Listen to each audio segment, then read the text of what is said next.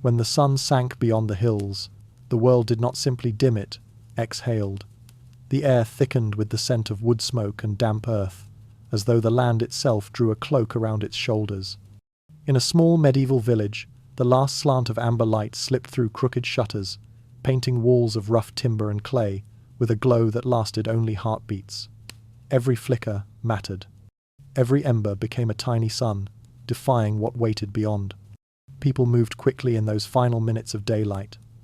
A woman gathered her children, pulling them inside before the chill reached their bones. A man hurried to lock the pen, murmuring to his animals as if reassuring himself. Chickens were coaxed into roosts, dogs tied near the door. There was no time to linger. Twilight was not a friend. The moment the light began to bleed away, the village seemed to hold its breath, as though the entire world knew what followed next. For them, night was not a passive thing. It was alive. It crept between cracks, whispered through thatched roofs, and watched through the spaces beneath doors. Shadows took on shape and intent. The villagers felt its presence like a cold gaze. They could not see it, yet they sensed when it drew near. Even the church bell seemed hesitant to sound after dusk, its echo swallowed by a silence that was more profound than peace. Fire became the only defense. Hearths crackled, candles sputtered, and torches burned low, casting trembling halos that pushed the dark back just far enough to breathe. The smell of smoke mingled with tallow and unwashed wool. Each household retreated into its own tiny island of light, surrounded by a sea of unseen things. It was not terror that ruled them, but awareness, a quiet respect for the forces that emerged when the sun abandoned the sky. In the distance, wolves began to call. Their howls were both music and omen, stretching over the frozen fields. The sound reached through walls and dreams alike, reminding everyone that they lived not at the center of creation, but at its fragile edge. There were stories about those who ignored such warnings, farmers who stayed too long in the fields, travelers caught between towns, souls swallowed by the woods where light could not follow. To live through the medieval night was to know that survival depended not just on strength, but on obedience to rhythm. Inside the cottages, voices fell to whispers. Bread was broken, prayers were murmured, and the last tasks of the day were performed by candlelight. Mothers told stories not for amusement, but protection.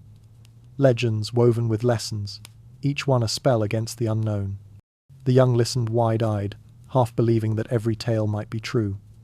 Outside, wind rustled through bare branches, carrying scents of frost and decay. Somewhere in that vast darkness, an owl cried a single note that reminded all who heard it how small they were beneath the weight of the night. If one could walk through those streets then, the transformation would be startling. What had been a bustling market by day was now a labyrinth of silence. Tools abandoned, carts empty, shutters fastened tight. The cobbles gleamed faintly under the faintest sliver of moon. There was no laughter, no sound of labor. Only the steady heartbeat of firelight flickering through gaps in wood. In modern times, we banish night with the flip of a switch. Cities hum with artificial suns, denying the old balance. But in that forgotten world, darkness was not something to conquer, it was something to survive. To endure the night was to participate in an ancient covenant between light and shadow, to understand that both belonged. The sun's departure marked not an ending, but a threshold, a passage into a realm where time slowed, senses sharpened, and imagination ruled. And as the final glimmers of daylight vanished, the villagers settled into uneasy stillness, waiting for morning to be born again. Beyond their walls, the dark stretched endless and patient, holding secrets that no flame could reveal. The light had died, and in its place, another kind of life began, quiet, watchful, eternal.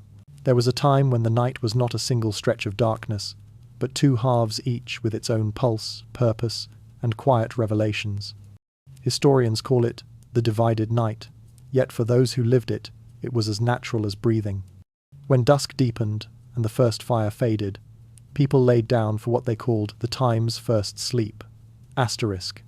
Their bodies surrendered to fatigue, their minds still tethered to the rhythm of toil. But this was only the beginning of the night's journey. A few hours later, often near midnight, they would stir awake. Some rose gently, others startled by dreams or distant sounds. Candles were lit again, and the village seemed to sigh back to life. The space between first and second sleep was a kind of twilight within twilight, a secret time suspended between yesterday and tomorrow. In those hours, humanity moved differently, slowly, softly, as if afraid to disturb the air itself. Inside monasteries, the bell for matins called monks from straw beds into the cold. Bare feet met stone floors. Chants began in low, steady tones that resonated through vaulted halls. Their prayers drifted upward, mingling with the smoke of incense, dissolving into the unseen rafters. The sound of Latin psalms was the heartbeat of the sacred night, rhythmic, repetitive, and hypnotic, as if meant to guide souls through the darkness until dawn returned. The monks were not alone in this wakefulness. All across Europe, behind wooden doors and shuttered windows, others shared this same hidden hour. A farmer might rise to check his animals, finding the world outside silvered by frost. A mother might cradle her child, nursing by the faint glow of embers that whispered in the hearth. Some couples spoke in hushed voices, their words softened by sleep's residue. They spoke of dreams, of fears, of the next day's work. Others prayed quietly, believing this middle night to be sacred, a time when the veil between the earthly and the divine thinned. Even the poorest cottage could become a sanctuary in that stillness. In cities, where narrow lanes held shadows like pools of ink, bakers began their labor during these hours. The first smell of bread often belonged to midnight, not morning. Watchmen walked their rounds, their torches reflecting in puddles as they whispered to one another.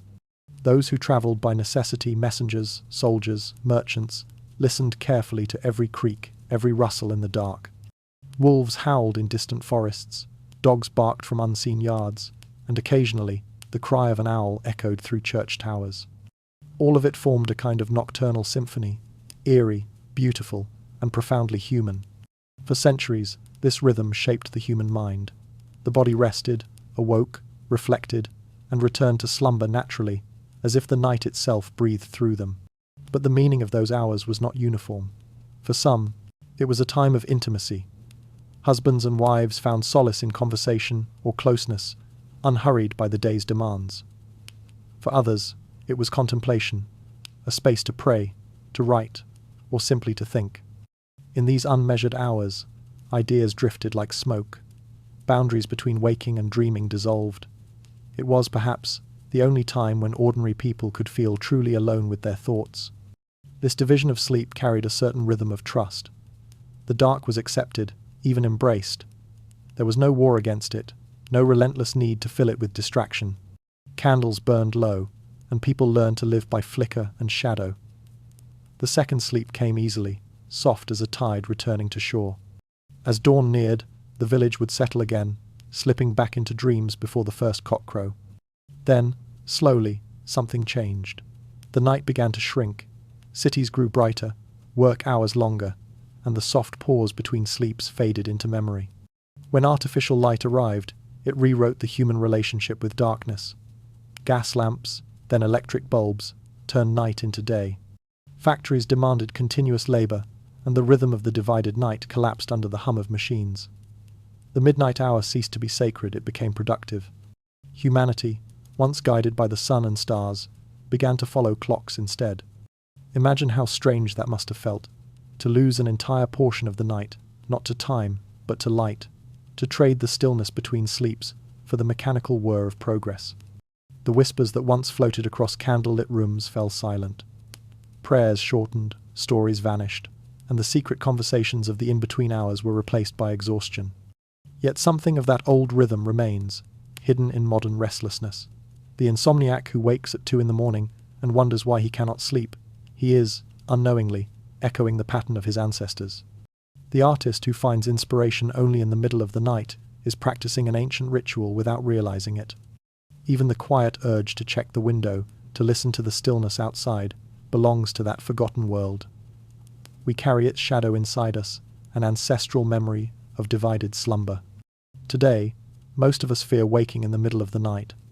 We reach for our screens, check the clock, count the hours left before morning. But in the medieval mind, such wakefulness was not failure, it was invitation. To pray, to think, to feel the pulse of the universe when all else was still. There is a serenity in that thought, that darkness once held room for reflection, not panic. If one listens closely, the evidence is everywhere. In old diaries and letters, people wrote of their first sleep as casually as we speak of bedtime. A 16th century Englishman might note rising, after first sleep, to smoke a pipe or read scripture. French peasants called it times première, somme asterisk. Italians, asterisk primo sonno, asterisk. The second sleep had no name. It was simply the natural conclusion.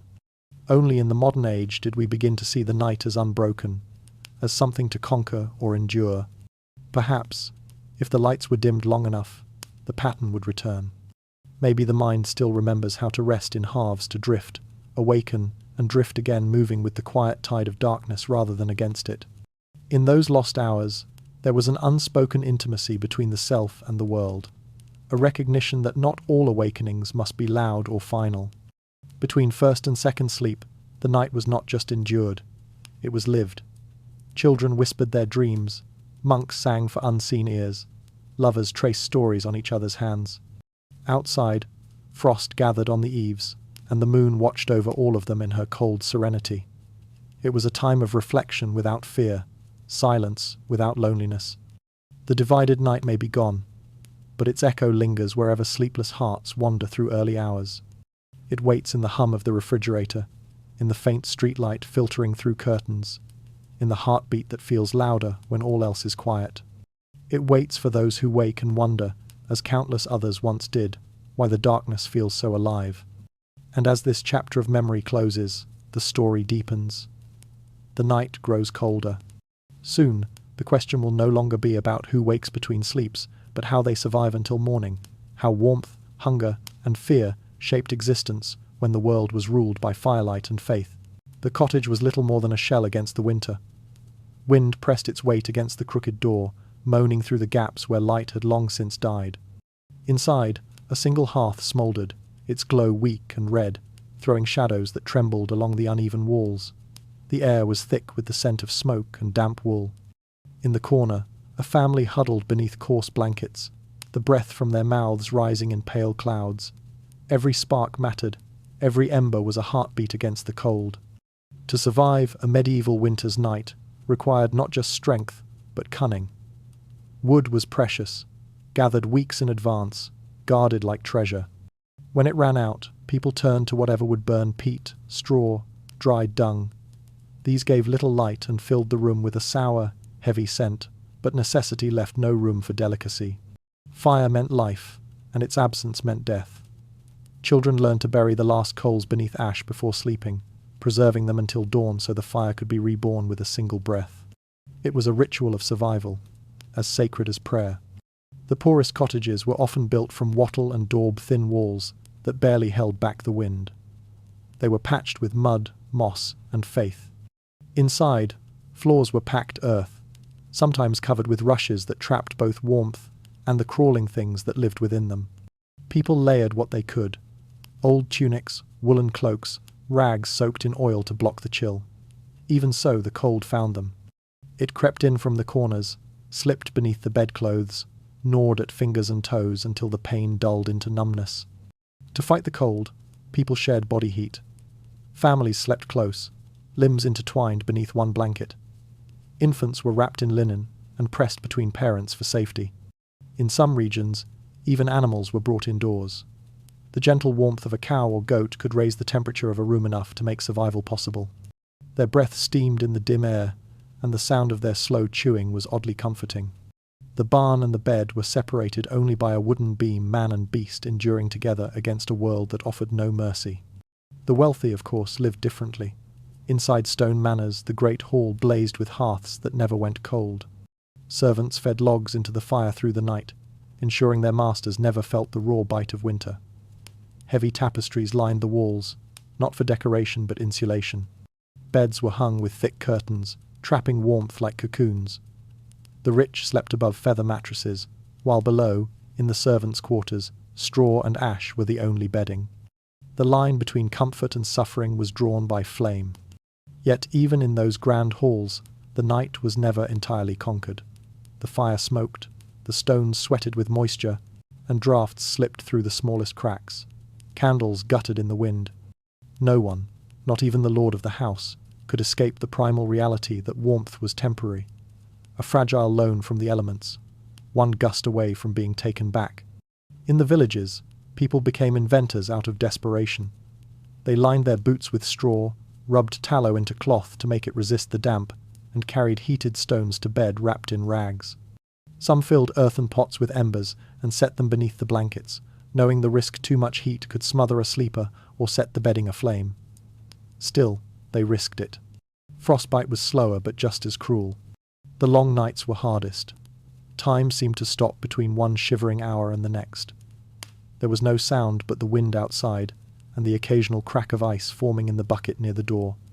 Sleep came in fits, and when it did, it was shallow, haunted by dreams of warmth.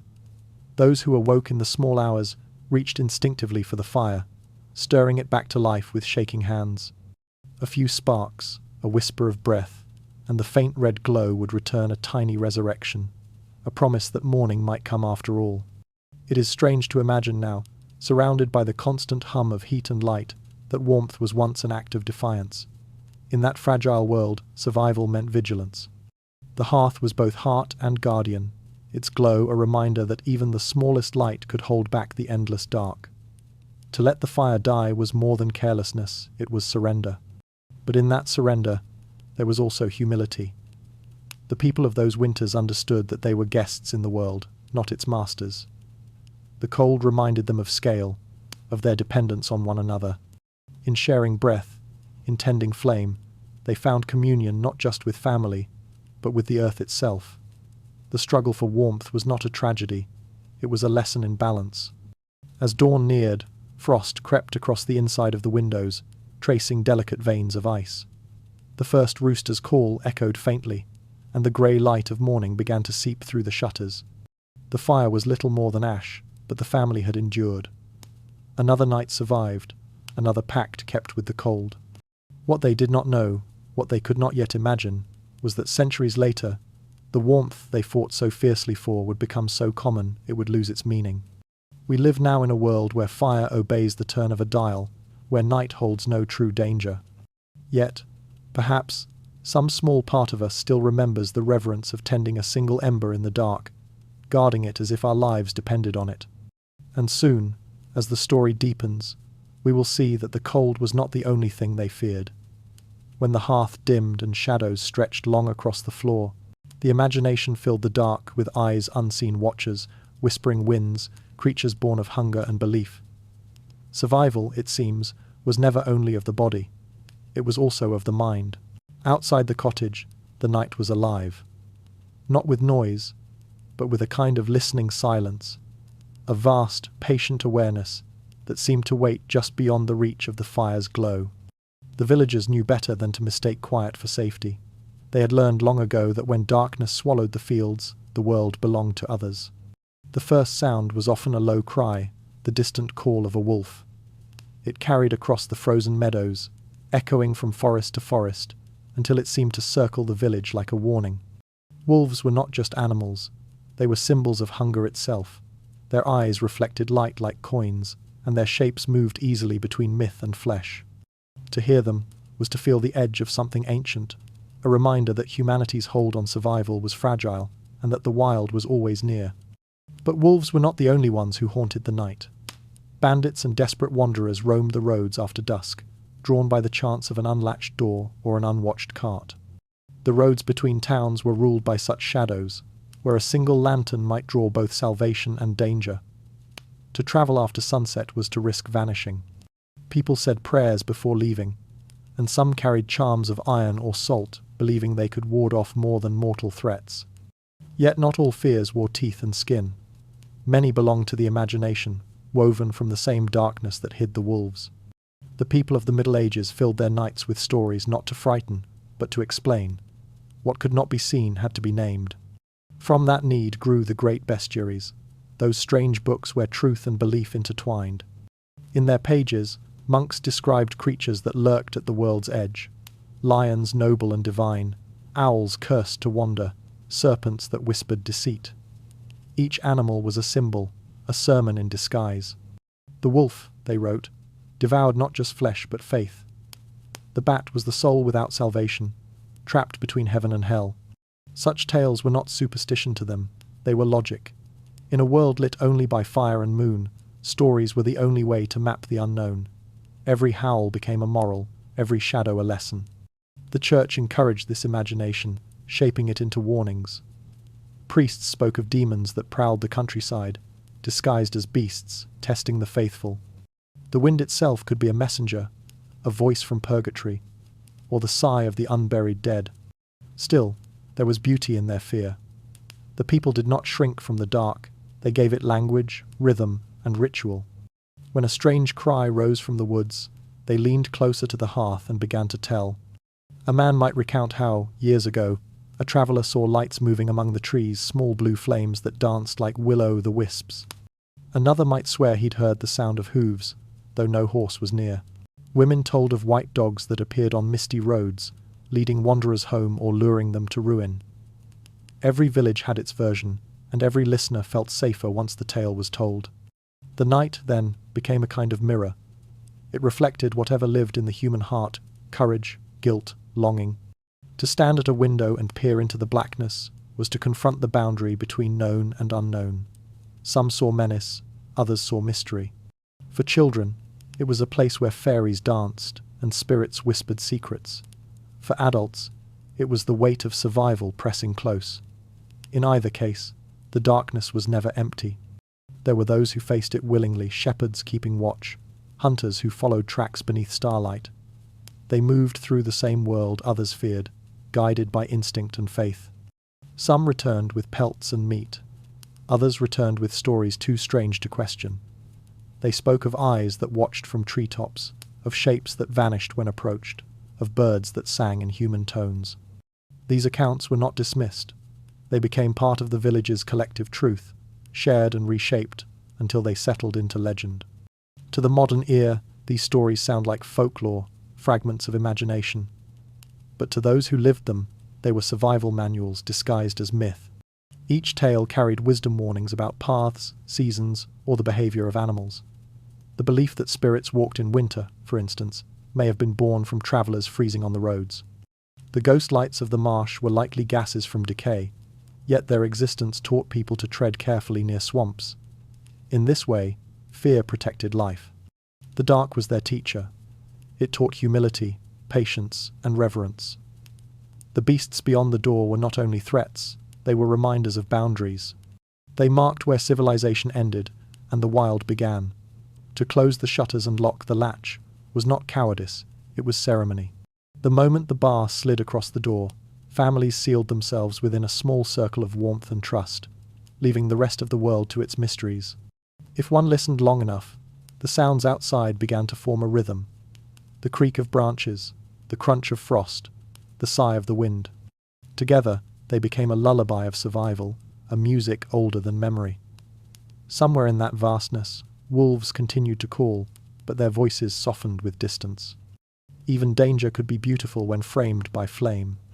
And as the fire dimmed, as eyes grew heavy and minds drifted toward dream, the beasts remained, not as enemies, but as companions in the great story of night and man. They existed because people needed them, needed something to shape the emptiness, to give meaning to the silence. The dark was too vast to face alone. Imagination filled it with company. So they slept, believing the world outside watched over them in its own way. The wolves would keep their distance, the ghosts would pass harmlessly by, and dawn would come, as it always did, golden, forgiving, and full of promise. But the next night, when the wind rose again and the fire burned low, they would listen once more to the living silence and wonder, just as we do now, what still waits beyond the door. As the last light of day disappeared, the village did not fall silent, it folded itself into prayer. The ringing of the church bell marked the threshold between the human and the divine. Its deep voice carried across frozen fields and quiet cottages, summoning hearts as much as ears. Each toll seemed to chase the sun, sealing the day and sanctifying what remained. For people who lived in constant uncertainty, faith was not a ceremony, it was armor. Inside every home, candles flickered like small stars, their flames trembling in unison with whispered words. Mothers made the sign of the cross over sleeping children, tracing invisible shields upon their brows. Fathers murmured psalms while banking the fire, as though each verse could guard against what prowled in darkness. Even the smallest prayer had weight. The act of speaking it aloud was a declaration that, though night belonged to shadows, the soul did not. In monasteries, far from the villages, the same ritual played out in grander silence. The bell for matins rang at midnight, calling monks from their straw pallets. Bare feet met icy stone, the air bit like steel. Wrapped in woolen habits, they moved through the dim corridors toward the chapel, their candles throwing halos against cold walls. Then the chanting began slow, rhythmic, eternal. The sound rose and fell like breathing. In those moments, time itself seemed to pause, as if the universe leaned closer to listen. The prayers were not for victory over darkness, but coexistence with it. The monks believed the night was part of God's design, a mirror for the soul. To pray in its silence was to acknowledge both fear and faith, to accept that even in absence, something holy remained. Each Latin phrase times Kyrie eleison, Christe eleison times echoed against the stone, filling the emptiness with hope. Back in the villages, faith took humbler forms. Peasants carved symbols into doorframes, crosses, spirals, runes older than the church itself. They hung sprigs of herbs above thresholds, blessed not by priests but by tradition. These rituals were never questioned. They were inherited, as natural as breathing, handed down through generations who had survived by believing that intention could shape reality. When storms howled or wolves cried near, a simple prayer whispered into the dark felt like striking a match against endless night. Travellers carried relics sewn into their clothing, a saint's medal, a fragment of bone, a scrap of parchment with holy words. Such charms were not vanity, they were reassurance. To walk unprotected through the night was unthinkable. Faith was not abstract, it was a tool, as practical as fire. Before leaving an inn, a merchant might dip his fingers in blessed water, murmur a blessing, and touch the doorframe 3 times. It was habit, superstition, and hope intertwined. The church encouraged these gestures, though not always out of understanding. Priests spoke often of sin and salvation, of angels and demons that watched unseen. The night, they warned, was when temptation moved most easily. The devil worked in silence, sliding between shadows and dreams. To sleep without prayer was to invite danger. So families prayed until exhaustion claimed them, trusting that their words would stand guard until morning. Yet, in that faith, there was also poetry. The night became something sacred, not merely feared. In the glow of candlelight, believers saw divine mystery in every flicker. The world beyond the window might be filled with wolves and wanderers, but within the small circle of light, they felt the nearness of heaven. It was said that angels walked among sleepers, that every home glowed faintly to those with spiritual sight. Whether it was true or not didn't matter. The belief itself was warmth. Even the architecture of faith reflected this duality. Church windows, dark by day, came alive by candlelight. The painted saints seemed to move when flames trembled beneath them, their faces half-shadowed, half-illumined just like the people who prayed to them. The flicker of light upon stained glass became a language of comfort, fragile, fleeting, yet sufficient. In every age, humanity has feared the unseen. But in these centuries, fear found balance in devotion. Prayer turned uncertainty into ritual. A whispered blessing could transform a storm into music, a nightmare into prophecy. When the bell tolled again in the early hours, marking the second half of the night, the faithful felt reassured that order still existed, that somewhere monks still sang, candles still burned, and the darkness remained contained within divine purpose. The power of those moments lingered long after dawn. Even now, when most of us no longer kneel before sleep, some quiet impulse remains. The reflex to wish for safety, to close the eyes and murmur gratitude or hope, is an echo of that older rhythm. We no longer carve crosses into our doors, but we lock them. We no longer pray aloud, but we listen to music, to silence, to ourselves. The instinct is the same, to find something greater than fear in the heart of night. For the medieval soul, faith was not a shield against darkness, it was a way to see through it. Every candle lit, every word whispered into the cold air, was a thread tying the mortal to the divine. And yet, beneath this reverence, another current stirred, the quiet persistence of older, unblessed traditions. Beneath the church's hymns, Something more secret still whispered a shadowed faith, born before Scripture and preserved in secret. Soon, we will step beyond the sanctified walls and into that forbidden realm, where prayers were not spoken in Latin but in the old tongue of the earth, where light and darkness were negotiated through ritual older than memory itself. There were prayers meant to be heard by God, and there were others whispered only to the night. The Church called them superstition, yet for those who lived by uncertain moons and merciless winters, they were survival itself. When faith met fear, the boundary between religion and magic blurred like ink in water. And in that space, somewhere between blessing and spell, the time's forbidden prayers times were born. In lonely cottages at the edge of fields, women gathered herbs by moonlight. They moved in silence, guided by ritual more ancient than memory. A sprig of rosemary for strength, rue for protection, yarrow for courage. Each leaf had its story, each scent its hidden virtue. These were not acts of rebellion, they were acts of care. The villagers did not see themselves as defying the Church, only strengthening what the Church could not reach. They blessed their herbs with the sign of the cross and recited psalms over cauldrons, fusing sacred and profane into a single act of hope. Such practices were called times charms times or times blessings times, depending on who spoke of them. A mother might mutter over her child's fever, combining verses from Scripture with phrases older than Christianity itself. A farmer might draw circles of chalk upon his barn door, not to invite demons, but to confuse them. These rituals were defenses small, human gestures against vast, indifferent forces. The people who practiced them did not see contradiction, they saw completion. God ruled heaven, but the earth was its own mystery, and sometimes the earth needed its own language. The Church tried to silence these murmured customs. From pulpits, priests warned that such words carried the scent of heresy, that to mix faith with spellcraft was to invite damnation. Yet even they, in their private hours, lit candles for protection, prayed to relics, and used blessed salt to purify their rooms. Fear, after all, does not respect doctrine. And so a quiet coexistence persisted. Open piety by day, secret prayer by night. One might imagine a winter evening, when the wind rose and the snow began to fall sideways. Inside a hut, a woman stirred a pot of broth and felt the draught slip under the door. She whispered the Lord's Prayer once, then again, slower this time, adding the name of an ancestor. Her voice softened, and the air seemed to listen. For her, it was not sorcery, only memory. Her mother had done the same, and her mother before her. To speak to the unseen was not rebellion, it was continuity.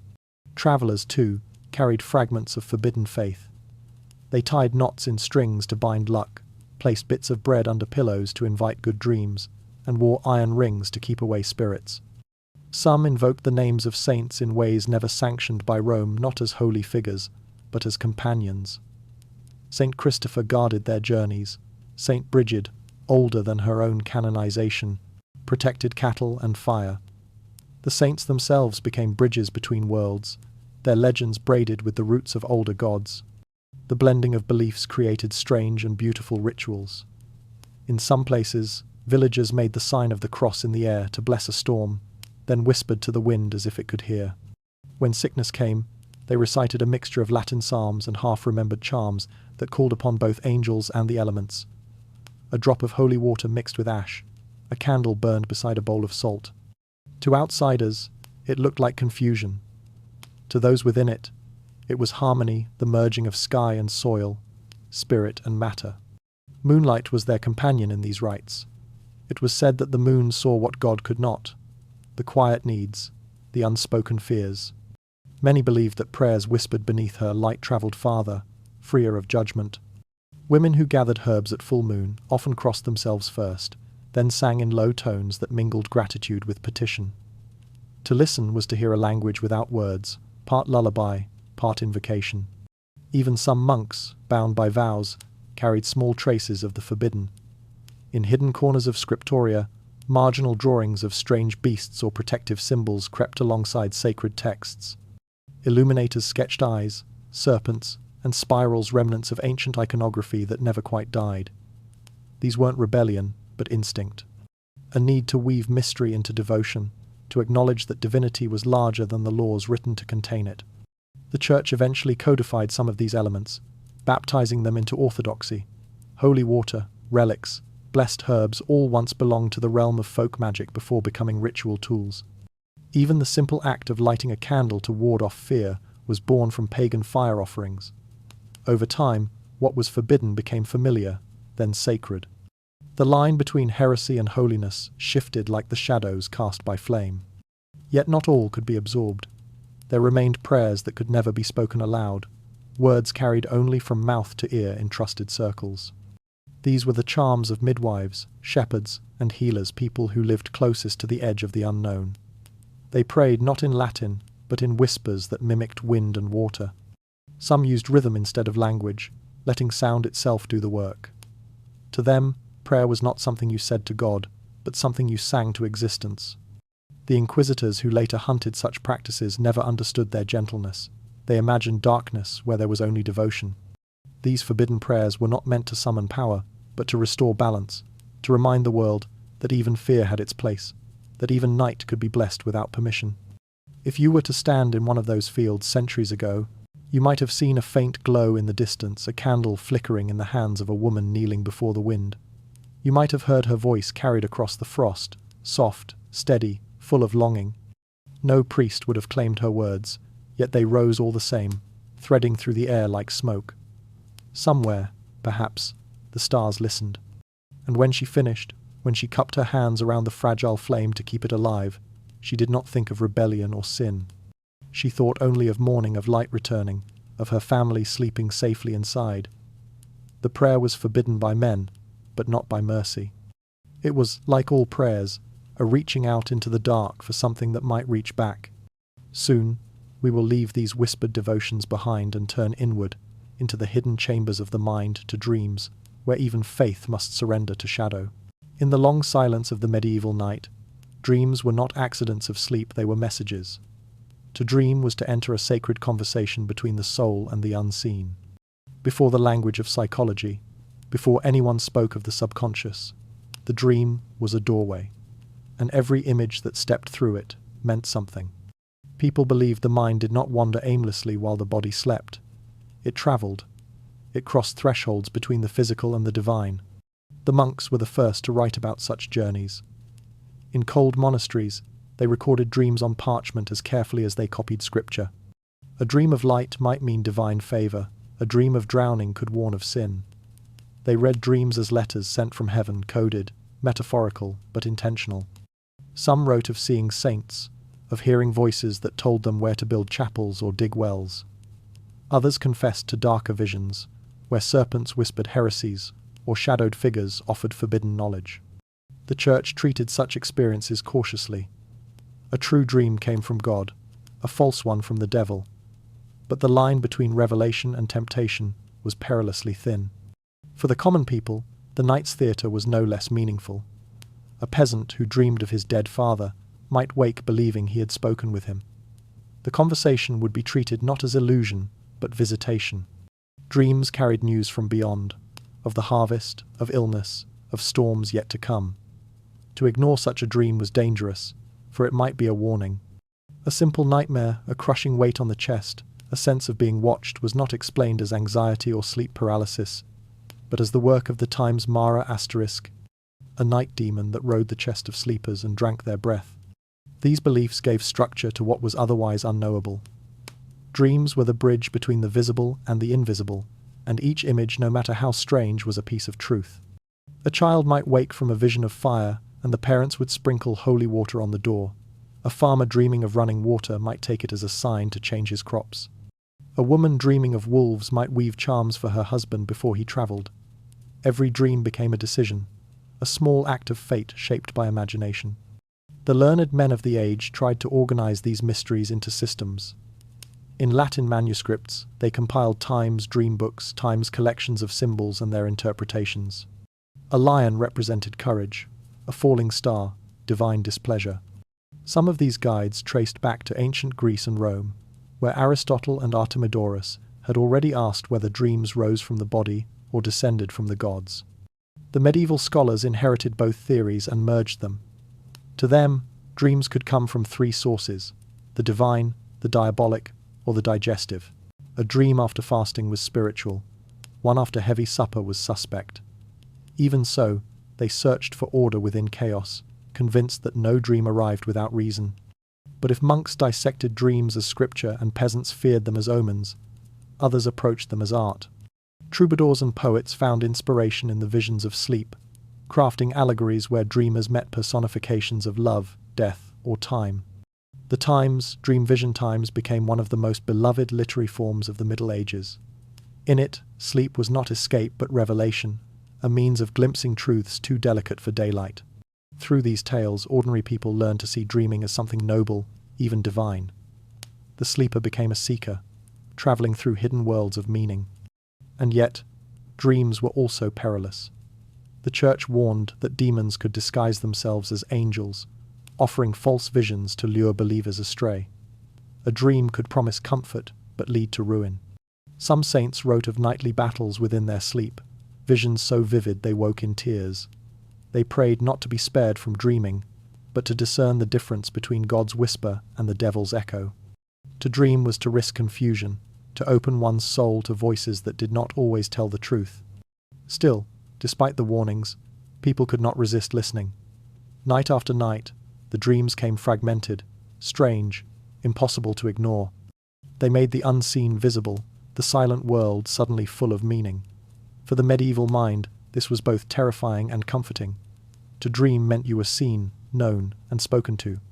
Even nightmares had purpose. They revealed what must be faced. There is something hauntingly familiar in that idea.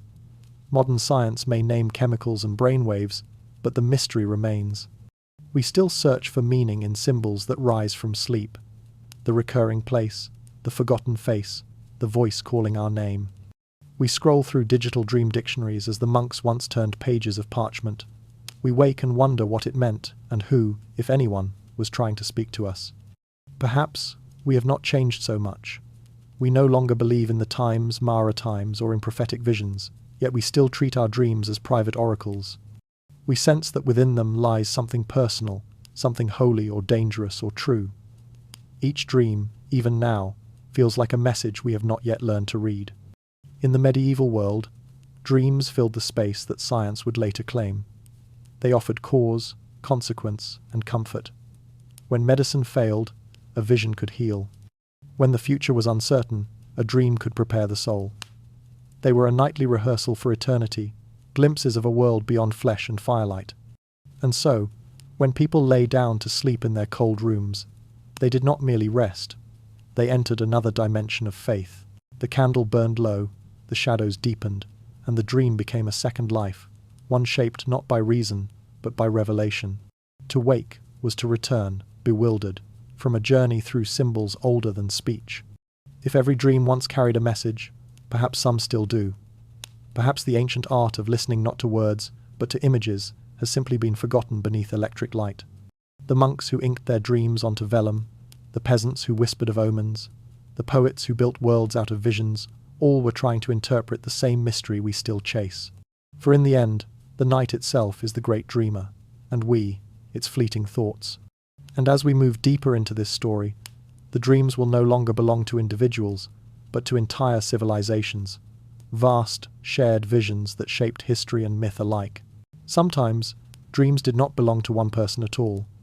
They drifted through entire towns, carried by whispers, shared at wells, repeated from pulpit to hearth. An age before reason was also an age of revelation, and there were moments when whole communities seemed to dream together, when the same image appeared in the minds of many, like a tide sweeping across consciousness itself. To live in such a world was to feel that the veil between earth and heaven thinned without warning, and that ordinary lives stood constantly on the edge of something vast. There are records of such visions scattered through medieval chronicles, accounts written in ink that has long since browned, yet still breathes awe. In one village, it was said that a figure of light hovered over the fields for 3 nights, seen by every farmer who turned toward the horizon. In another, monks claimed that the Virgin herself appeared, walking upon the fog before dawn, her robe glowing faintly as the bells rang in her honor. Whether anyone truly saw her mattered less than the conviction that she had been there. The power of the event was not in proof, but in participation. To believe was to belong. The medieval sky itself seemed alive with signs. Comets flared like burning swords, eclipses swallowed the sun, and strange lights rippled over northern lands. To modern eyes, these are natural phenomena. To the people then, they were messages, reminders that the heavens watched and spoke. Chroniclers wrote that such lights foretold famine, war, or kings' deaths. But not all omens were dire. A brilliant star might mark the birth of a saint. A red dawn could promise victory. In their world, the firmament was not silent matter, it was scripture written in flame. When the Great Plague came, prophecy surged like wildfire. People dreamed of black angels, of rivers running with ash, of voices calling from graves. These dreams travelled faster than the sickness itself, shaping the fear that fed it. The lines between sleep, vision, and panic blurred until they were one. And yet, within that terror, something strange occurred. Communities held together through shared imagination. To name a vision, to describe it, was to take control of it.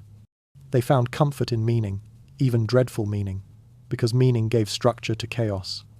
Pilgrims told stories of dreams that guided them across continents. One man claimed an angel appeared to him in sleep, pointing toward Santiago. Another dreamed of a bridge over a river of fire and awoke certain he must build one for others to cross. Such tales spread from village to village, woven into sermons, shaping real journeys. Dreams became geography, invisible maps of faith drawn across the landscape. The physical roads of Europe were lined with invisible ones, traced in sleep by countless believers.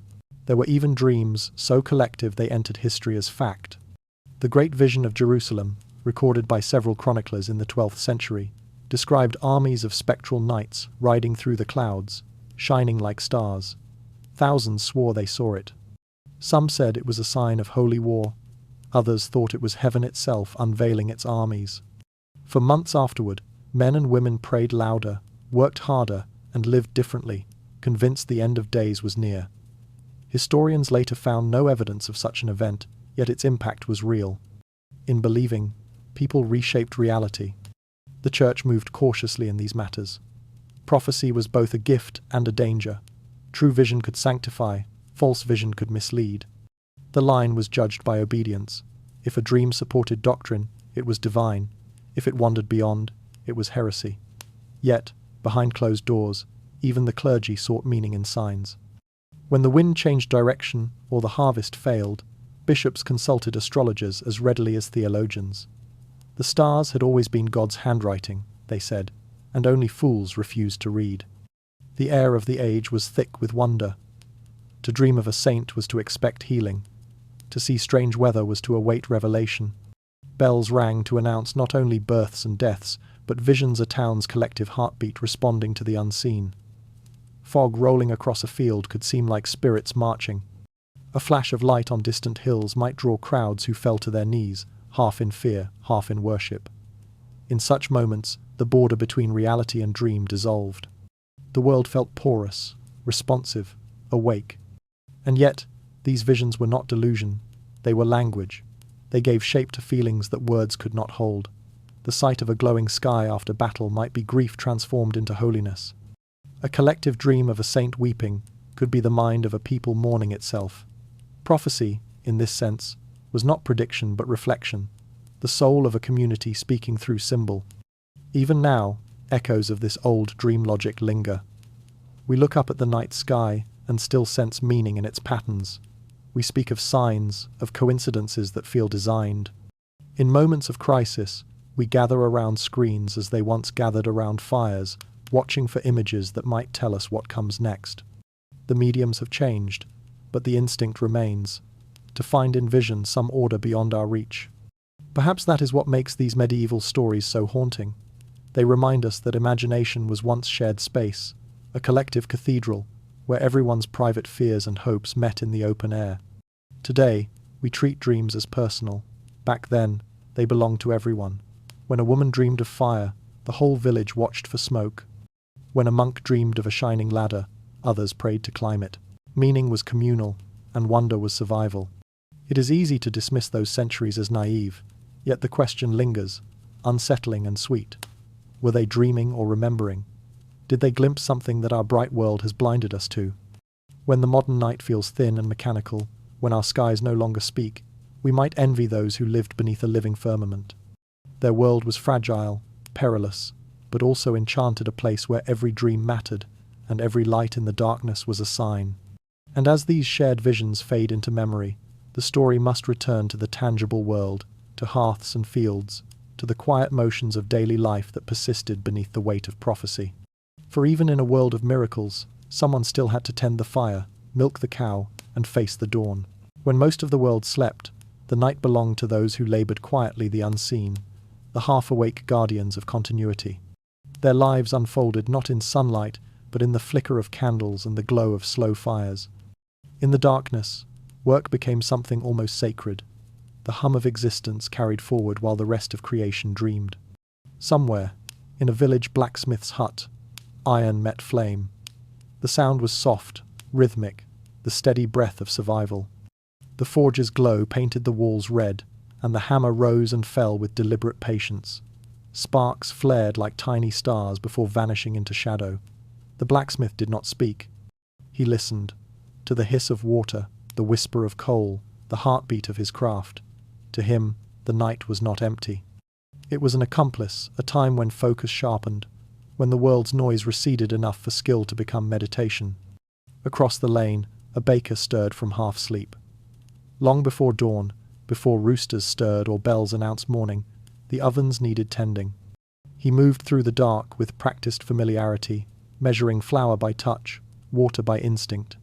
The air filled slowly with the smell of yeast and ash, a quiet promise of warmth to come.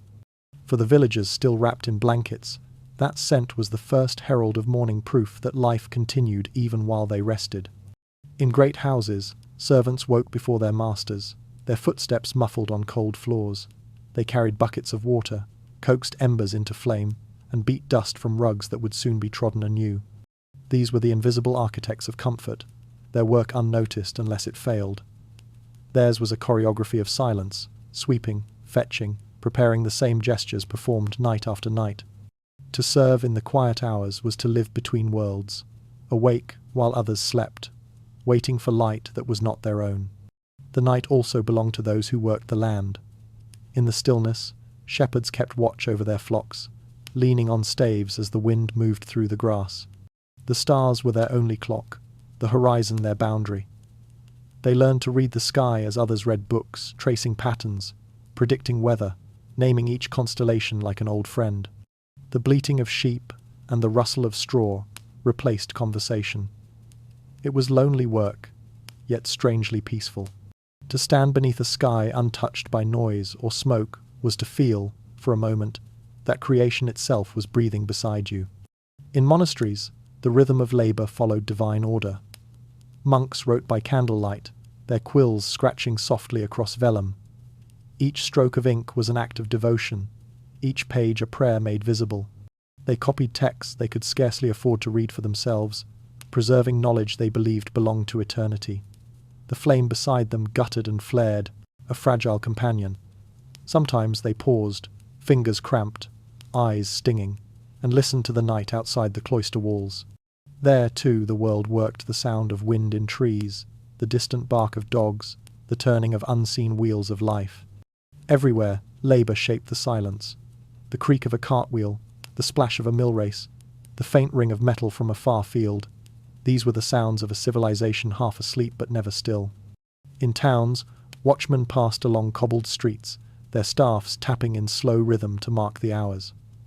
"All's well," they called, voices swallowed by fog. Their simple declaration was not only reassurance, it was ritual. To speak into the dark was to push back against it, to declare the world intact. Even those who worked indoors shared this quiet defiance.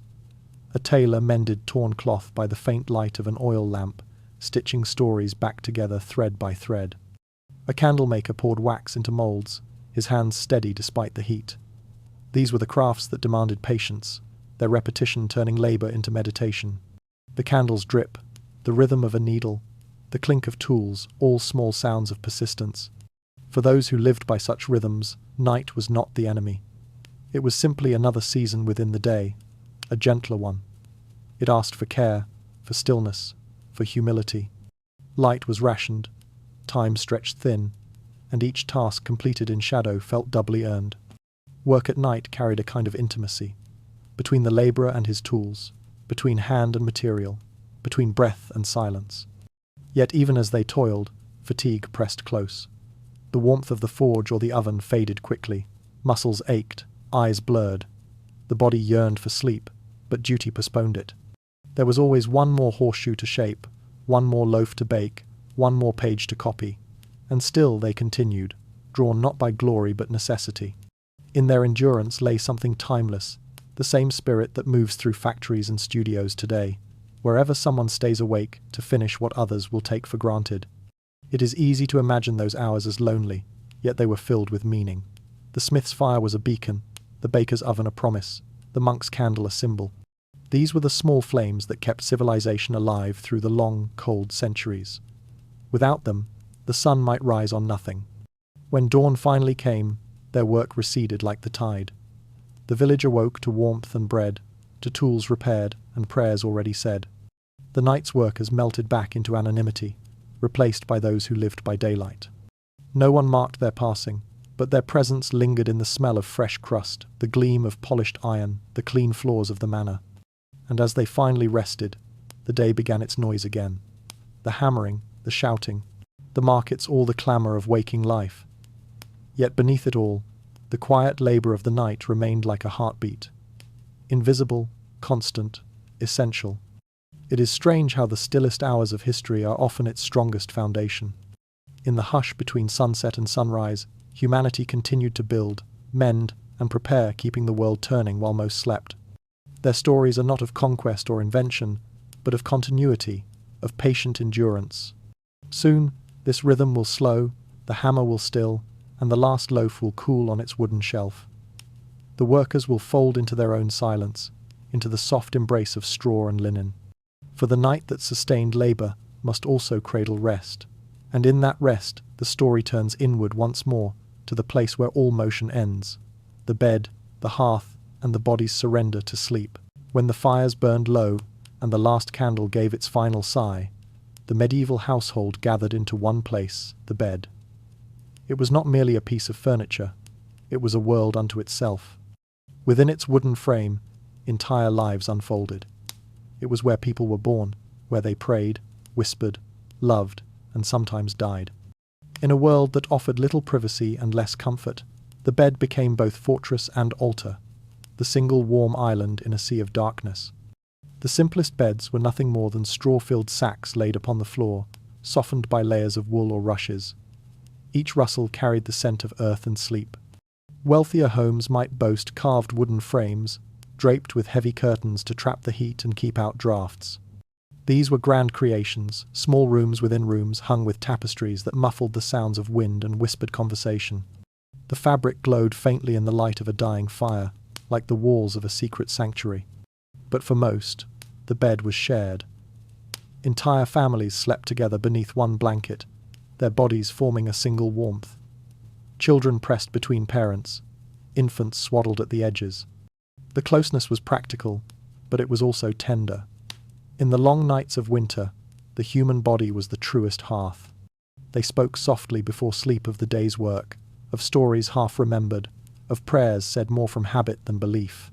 The sound of breathing became a rhythm of safety, a reminder that one was not alone in the dark. Privacy, as we understand it, did not exist. Servants might sleep at the foot of their master's bed, apprentices beside their employers, travellers alongside strangers at inns. In such company, sleep was an act of trust. A shared bed meant shared survival. It was a contract written in warmth and silence. The same blanket covered both the noble and the poor, though the fabric differed. For a few hours each night, hierarchy softened. The world outside, with its rules and distances, dissolved into a simple human truth. We all dream beneath the same sky. Within this space, many of life's most intimate events occurred. Children were conceived, women gave birth, the dying were surrounded by those who loved them. The bed witnessed joy and grief in equal measure. It was the stage on which life repeated itself, night after night, generation after generation. The sheets carried not just warmth, but memory of lullabies, of whispered secrets, of the tears no one else saw. The church regarded the bed as both sacred and dangerous. It was a place of rest ordained by God, but also of temptation, where sin could be born as easily as life. Priests wrote guides instructing couples on when and how to share it, linking the act of sleep itself to moral order. Still, behind closed shutters, people made their own laws. The darkness allowed tenderness that daylight denied. Even the most devout left room for humanity's quiet rebellion. In manor houses, beds were symbols of status.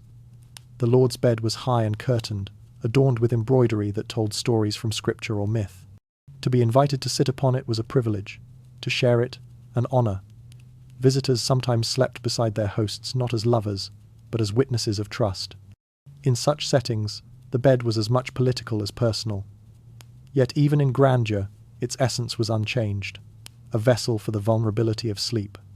In humbler homes, the bed often stood near the hearth, where firelight could linger a little longer. Children drifted off to the murmur of flames and the creak of settling wood. Outside, frost rimed the windows, but inside, breath mingled, hearts slowed, and the boundaries of self softened. Dreams came easily when the night was cold and the blanket heavy. The mind slipped between warmth and wonder, weaving familiar voices into its fabric. There was a particular poetry to these shared nights. Imagine the soft conversation before sleep, a father recounting a tale of saints or spirits, a mother humming a tune she learned as a child, children asking questions that vanished into drowsiness before they could be answered. The room glowed with the faint, uncertain light of an ember, and time itself seemed to pause. In that fragile stillness, love was measured not by words but by presence. Even the act of making the bed carried ritual weight. Each morning, straw was shaken, sheets aired, and charms might be placed beneath pillows, sprigs of lavender, small crosses of wax or wood. Such gestures were not mere superstition. They were expressions of care, an attempt to preserve the sanctity of rest. To prepare the bed was to bless it anew, as if sleep itself were a sacred visitor. For the poor, whose days were filled with toil, the bed was a kind of reprieve, the only luxury time allowed. Its softness, however humble, was proof that life still held gentleness. Many wrote in later years that they remembered not hunger or hardship, but the peace of lying beside family, the steady rhythm of others' breathing. It was in those moments, half asleep, that the world felt most merciful. Today our beds are private, solitary, and silent. We close doors, dim lights, and seek comfort in isolation. But in that distance, something has been lost. The quiet communion of shared rest, the reassurance of another's warmth against the cold. The medieval bed may have been crowded, rough, and small, yet within it, people found something precious, the feeling that no darkness was faced alone. The bed, in all its forms, was a kingdom, a realm bordered by wood and fabric but ruled by intimacy. It held the stories of lives too ordinary to be written, the quiet resilience of those who endured each night together. Beneath its blankets, they found not only sleep, but belonging. And as they drifted into dreams, the sounds of the world faded, the blacksmith's forge gone cold, the baker's oven cooling, the wind quiet against the shutters. In that final hush, the night gathered them into its keeping. They slept, unaware that outside their walls, other lives stirred, those who worked when others dreamed, who guarded, watched, and wandered through the sleeping world. Soon, the focus will shift to them, the hidden classes who claimed the night as their own, moving through its shadows unseen, their stories unfolding beneath the same indifferent stars. When the last candle was snuffed and the doors were barred, the streets of the medieval town did not fall entirely asleep. They changed masters. What had been a market of chatter and trade by day became a kingdom of echoing footsteps, of torchlight glancing off wet stones, of eyes that watched but were rarely seen. The air itself thickened after midnight, laced with fog and the faint smell of smoke and tallow. For most, this world existed only in imagination. For a few, it was home. The watchmen came first, the guardians of order, though even they feared the dark. Wrapped in thick cloaks, they carried staffs and small lanterns that swayed with each step, drawing soft circles of gold upon the cobbles. Their duty was simple: to keep peace, to cry the hour, to warn of fire or danger. But in truth, they were keeping loneliness at bay as much as crime. Their bells chimed through narrow lanes, a fragile assurance to those lying awake behind shutters. Past midnight, all's well, they would call, their voices carrying upward into the sleeping roofs. Yet even as they spoke the words, They knew how easily that could change.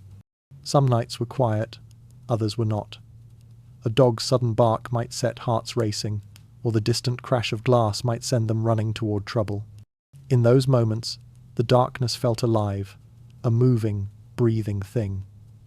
The watchmen carried small prayers with them, muttered beneath their breath. They were not just fighting thieves or drunks, but the unknown itself.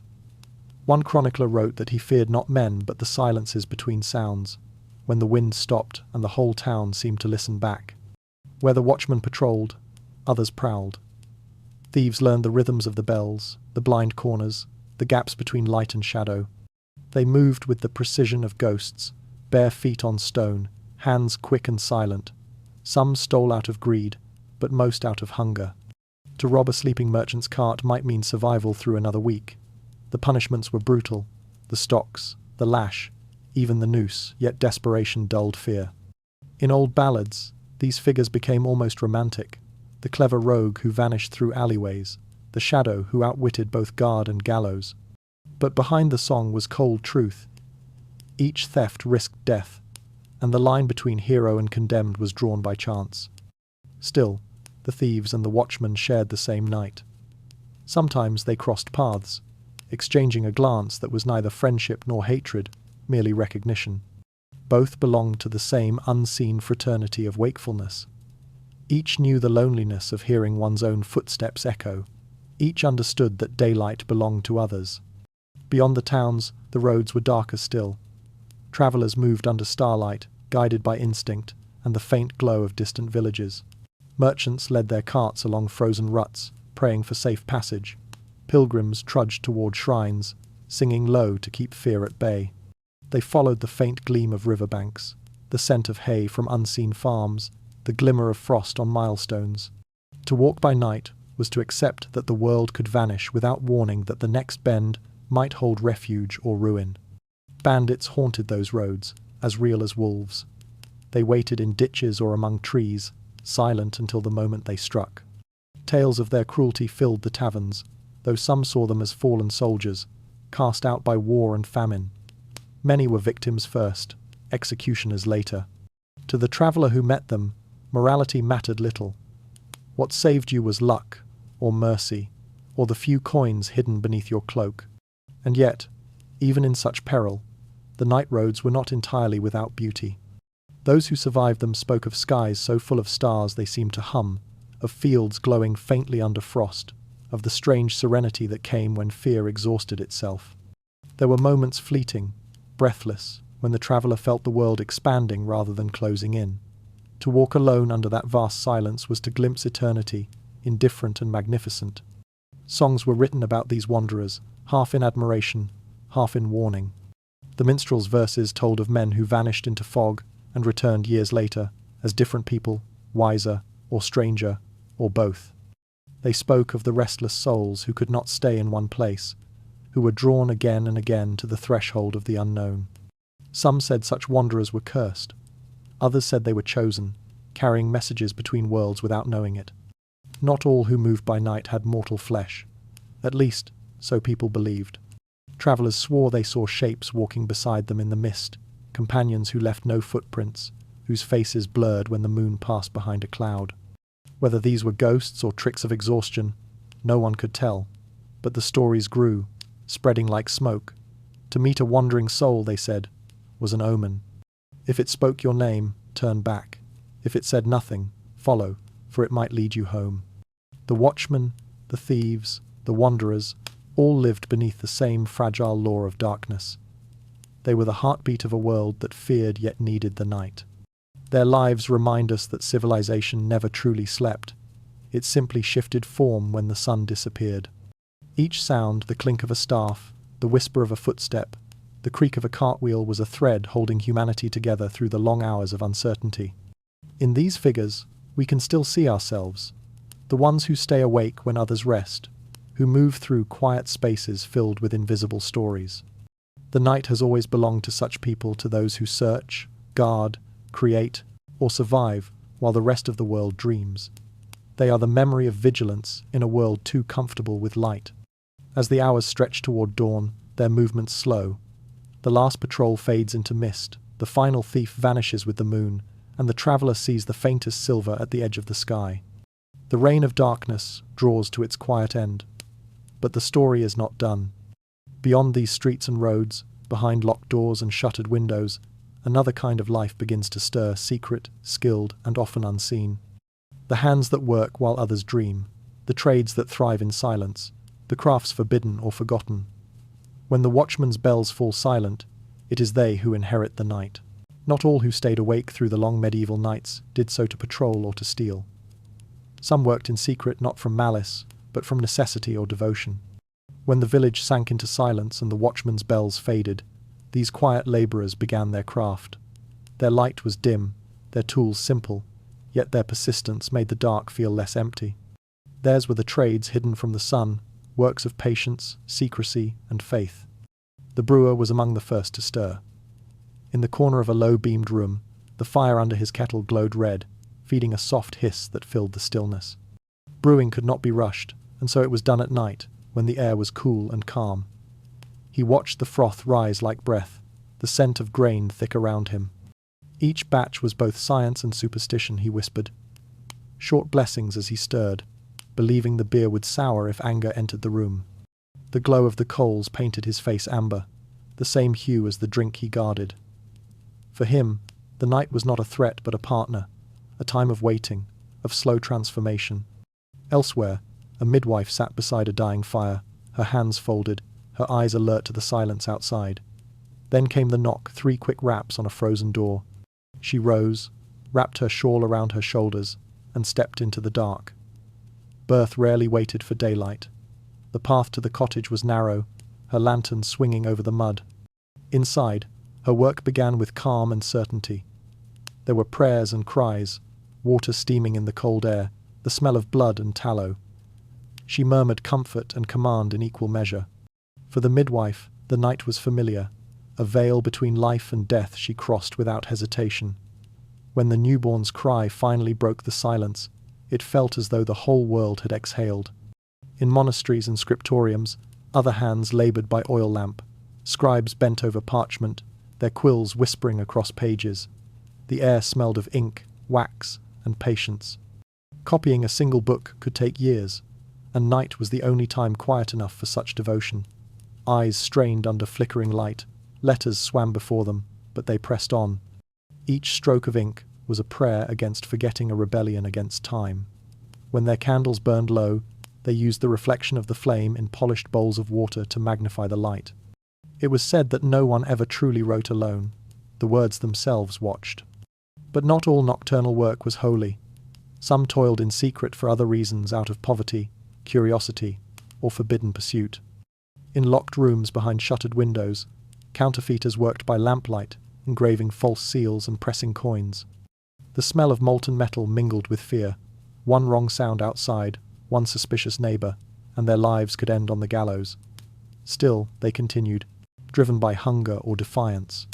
Their craft required a delicate hand and an iron nerve, skills not so different from the scribes who copied holy texts. Then there were the alchemists, dreamers disguised as scholars, whose laboratories glimmered like tiny stars within the city's sleeping body. They mixed mercury and salt, gold dust and wine, seeking the philosopher's stone that would perfect all matter. Their furnaces hissed softly. Their manuscripts lay open to symbols half known, half imagined. The church regarded them with suspicion, yet princes funded them in secret, hoping for miracles. By night, the alchemist became both priest and scientist, suspended between faith and heresy. To him, the flame was teacher, the crucible a confessional. When dawn came, he hid his instruments beneath plain cloth, and the world forgot he'd ever been awake. There were other labours, quieter still. Seamstresses worked by faint candlelight, mending garments for the morning market. Musicians tuned instruments for mass, their strings humming softly in the cold air. Bakers kneaded dough in silence, their hands rhythmically folding life into sustenance. These were not grand acts, but they carried the same pulse, the refusal to let the world rest entirely. Even in exhaustion, there was purpose. The night became a workshop of persistence, where creation took place unseen. For some, secrecy was not chosen but enforced. Lovers met behind barns, whispering beneath the moon. Their meetings were dangerous, yet the darkness protected them a cathedral without walls. Others gathered to exchange forbidden ideas, healers accused of witchcraft, scholars reading banned texts. In their small circles of lamplight, words passed like smuggled treasure.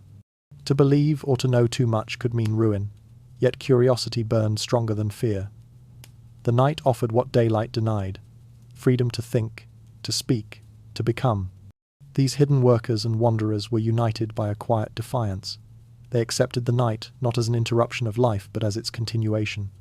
Each task, brewing, birthing, writing, transmuting, was an act of devotion to survival and to mystery. They believed that while the sun ruled the visible world, truth itself might prefer the dark. The secrets of fermentation, of ink, of gold, of love, all were born from patience, from fire tended when no one else watched. If one could walk through the medieval city then, peering through cracks of shuttered windows, the sight would be strange and beautiful, a handful of small flames scattered across the black. Each flame belonged to a story, to hands moving with purpose against silence. You might smell yeast or metal, hear the faint scratch of quills, the low murmur of a woman's prayer. The world, though seemingly asleep, was alive in miniature, a constellation of hidden labour. To live by night was to exist in a parallel world, governed by other laws. Shadows became protection, darkness became patience. These people did not chase glory or daylight. They tended the invisible threads that held the day together. They worked for necessity, for love, for belief, and in doing so, proved that humanity's truest strength lies not in light, but in its capacity to endure the dark without surrender. And as the first blue of morning crept across rooftops, their work dissolved quietly into the ordinary. Bread rose, coins clinked, manuscripts dried. The alchemist's furnace cooled. The midwife returned home, her hands trembling but steady. They would sleep while others awoke, unknown, unthanked, but essential. Soon, the silence of labour would give way to a different kind of night music. Laughter from taverns, the murmur of gathering voices, the pulse of joy that dared to bloom in secret. For even in a world of survival and toil, people still found ways to sing beneath the moon. When words could no longer chase away the dark, people turned to song. Long before the printing of hymns or the tuning of orchestras, the world was full of music made by hand and memory, small, imperfect sounds that carried great tenderness. It began in cottages and taverns, in courtyards, and along the edges of campfires. The night listened, and in return, the people sang. In a lonely cottage, the sound of a mother's lullaby drifted through the chill. Her voice was low, half-hummed, half-spoken. An old tune passed down through generations, older even than the prayers the priest recited on Sundays.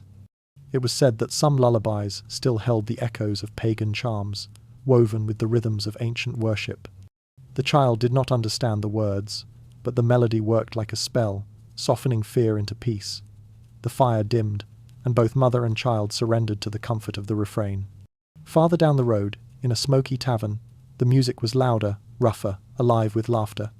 Minstrels played for bread and ale, their fingers red from the cold, their voices hoarse but proud. The tunes they carried were the lifeblood of travellers, tales of betrayal, love, war, and wandering. The songs were never sung the same way twice.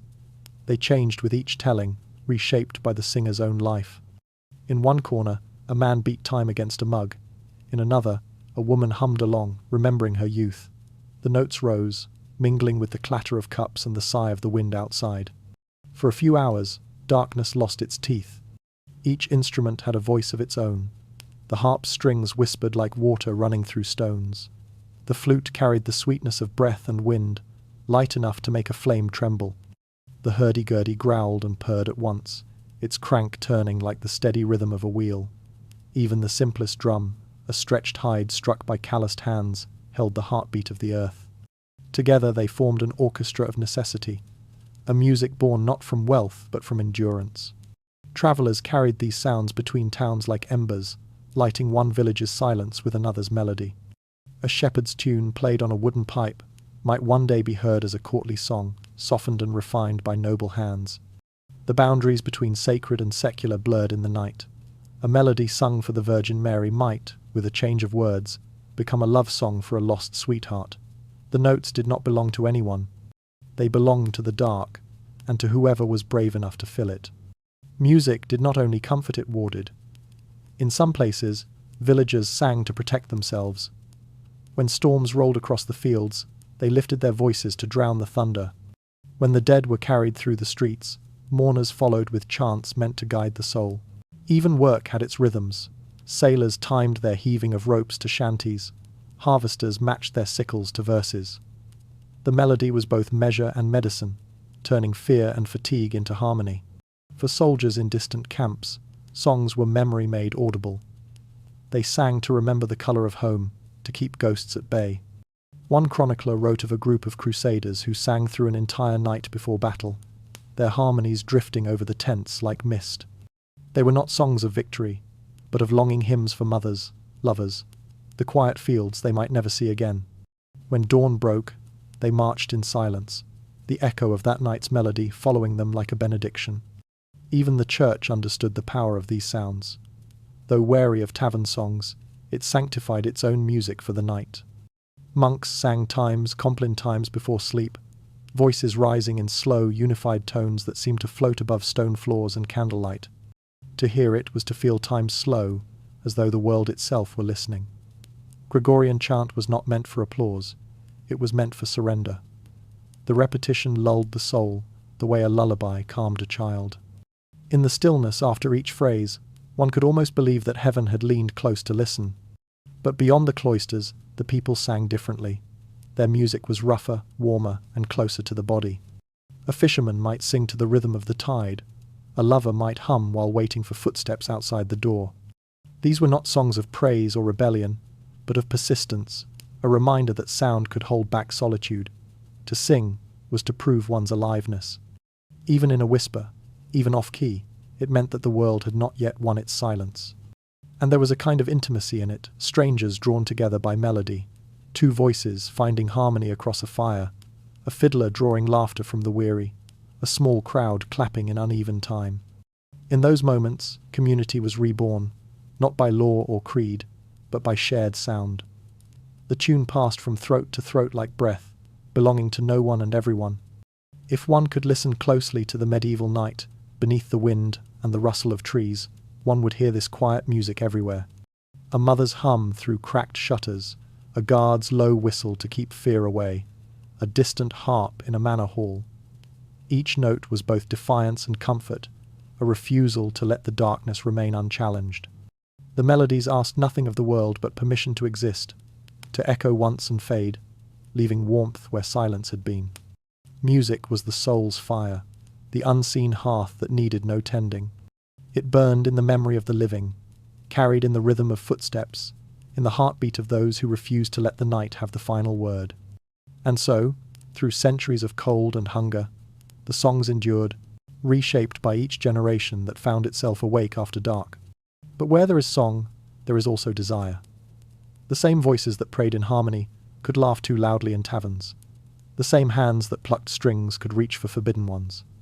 Music, after all, was not just comfort, it was temptation. And as the night deepened, and ale and firelight blurred judgment, melody often gave way to sin. When the last hymn faded and the village was swallowed by sleep, other songs began louder, faster, heavier with heat and laughter.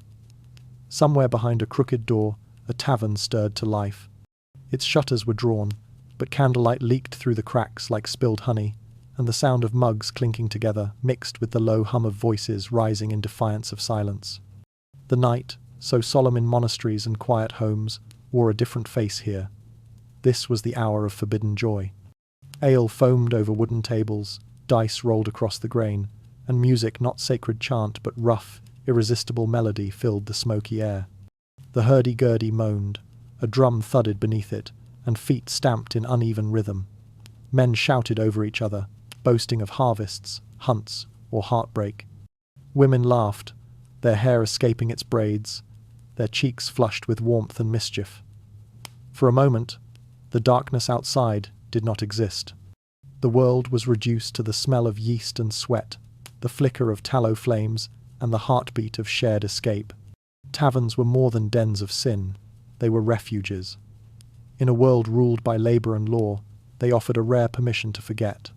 Here, the weight of poverty, guilt, and cold could dissolve into laughter.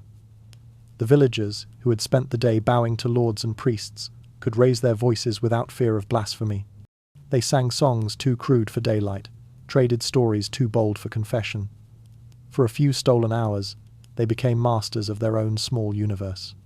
And there was intimacy in the rebellion. Lovers met in corners, hands brushing beneath the table, eyes meeting through smoke. Some were married to others, some to none at all. Desire was another kind of hunger, quiet by day, ravenous by night. The church could preach abstinence, but it could not silence the body's language. In these taverns, passion moved freely, neither holy nor shameful, simply human. A look across a crowded room could ignite a secret that would burn through the winter. Many a child, it was said, owed their life to a song sung too late and a promise made too easily. Outside, the curfew bell might toll, a faint warning swallowed by laughter. Technically, the gathering was illegal. Town ordinances forbade public merriment after dusk. Too much noise could mean suspicion of heresy or conspiracy. But who would arrest joy? The constables themselves sometimes joined in, trading uniforms for anonymity. Behind closed doors, everyone was equal: peasants, apprentices, merchants, even a weary priest on occasion. His collar loosened, his conscience deferred until morning. The scent of spiced ale mingled with the musk of bodies and smoke. Shadows danced across the walls as candles guttered in their holders. Someone began a story about a ghost that haunted the mill. Someone else interrupted with a bawdy verse that made the crowd roar. Beneath the chaos, there was something deeper, a pulse of longing. These people were not simply drinking or gambling. They were reminding themselves that they were alive. Laughter was proof of endurance, and sin, however small, was a kind of freedom. Further from the towns, on the edges of forests and fields, the celebrations took other shapes. Festivals and harvest feasts stretched long into the night. Bonfires blazed, and circles formed dancers spinning, their shadows leaping in and out of the light. Drums echoed through the dark, heartbeat fast, primal. Men and women joined hands, their faces streaked with soot and sweat, their movements wild and joyful. In those moments, time dissolved. The line between worship and pleasure blurred until both felt the same. It was here, beneath the open sky, that the old ways sometimes returned songs that the church had declared pagan, dances that honored forgotten gods of earth and sun, yet no one called it heresy. It was survival in another form, an ancient inheritance dressed in new rhythm. The people laughed because laughter was resistance. They danced because stillness meant despair. They kissed because warmth was fleeting, and the night too long. Within the taverns and beyond them, there was always risk. A drunken insult could spark a brawl. A jealous husband could turn celebration into tragedy. Yet even in violence, the music continued. Fiddles played through arguments. Drums filled the silence between shouts. The night forgave what daylight would condemn. And by morning, most would wake with sore heads and clearer hearts, the guilt of sin softened by the knowledge that they had simply been human for a while. There were stories, too, of taverns that vanished, roadside inns that travellers swore they'd visited, only to find them gone the next day. Folklore said such places belonged to the night itself, houses of merriment that opened only for the lost and weary, offering warmth to those who had wandered too far. Inside, they said, the ale never ran dry, and the musicians never tired. But if you stayed until dawn, you'd find yourself alone in an empty field, the echoes of laughter fading like a dream. Not every joy was loud. In upper chambers and quiet rooms, secret lovers met behind bolted doors. The sound of their breath was its own kind of prayer, unspoken, rhythmic, tender. These meetings, though fleeting, defied the strict order of the world outside. Love could be outlawed, but not undone. For many, the darkness was the only witness they could trust. As the night deepened, candles burned lower, and songs softened into murmurs. The air grew heavy with fatigue and satisfaction. The tavern's laughter thinned, replaced by the scraping of benches, the clatter of mugs, the sigh of parting. Outside, frost had begun to form on the stones, and the moon hung low like a lantern running out of oil. The revellers stepped into the cold, their breath rising like smoke, their joy still warm in their chests. They had broken rules, small ones, human ones, and survived the night unpunished. Tomorrow would bring confession, labour, and the same hunger for release. But for now, as footsteps echoed down empty streets, the village slept again, and the night reclaimed its stillness. Soon, that stillness will deepen. The last fires will gutter, the laughter will dissolve into the sigh of wind, and the first faint line of dawn will appear on the horizon thin as a blade, dividing darkness from light. And with it will come a question as old as the night itself. What lingers when joy fades? There was an hour in the medieval night when silence itself seemed to tremble, a fleeting moment before sunrise when the dark loosened its grip. But the light had not yet claimed the world. It was called the Hour of Ghosts, or more gently, the Hour of Roosters. For it was believed that when the first cock crowed, the spirits who wandered the earth were forced to retreat. Between one breath and the next, the invisible world changed guard. In those fragile minutes, the air was heavy with mist. The fields glowed faintly with frost, and roofs gleamed silver in the half-light. A low fog coiled between cottages, softening every shape, making even familiar things uncertain. Fires that had burned through the night were nothing more than faint red eyes beneath ash, and the first task of the waking was to coax them back to life. The crackle of kindling was the first sound of morning, the world reheating itself. It was said that if you walked through the village at that hour, you could hear more than footsteps. Some claimed to catch whispers on the wind, not language, but a residue of all that the night had carried. The souls of the restless, the sighs of the dying, the murmurs of prayers half forgotten.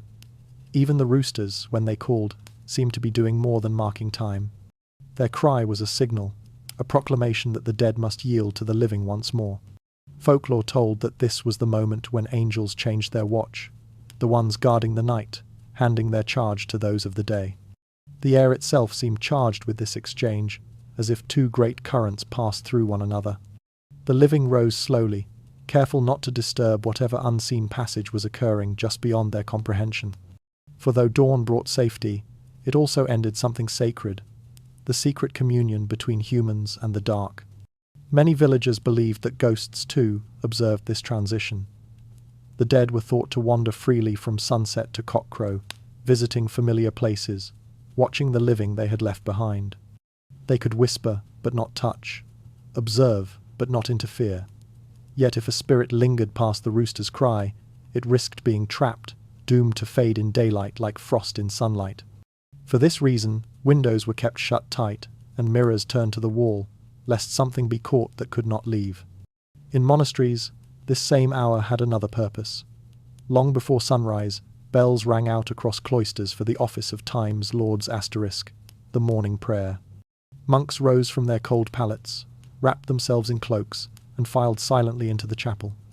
Their breath clouded the air as they chanted psalms in tones that rose and fell like waves. The chants were meant to greet the coming light, to sanctify the new day before it fully arrived. Yet even in worship, there was unease, a recognition that light, like darkness, could wound as well as heal. For the world that waited at dawn was not always kind. The fields were frozen, the water in buckets turned to ice.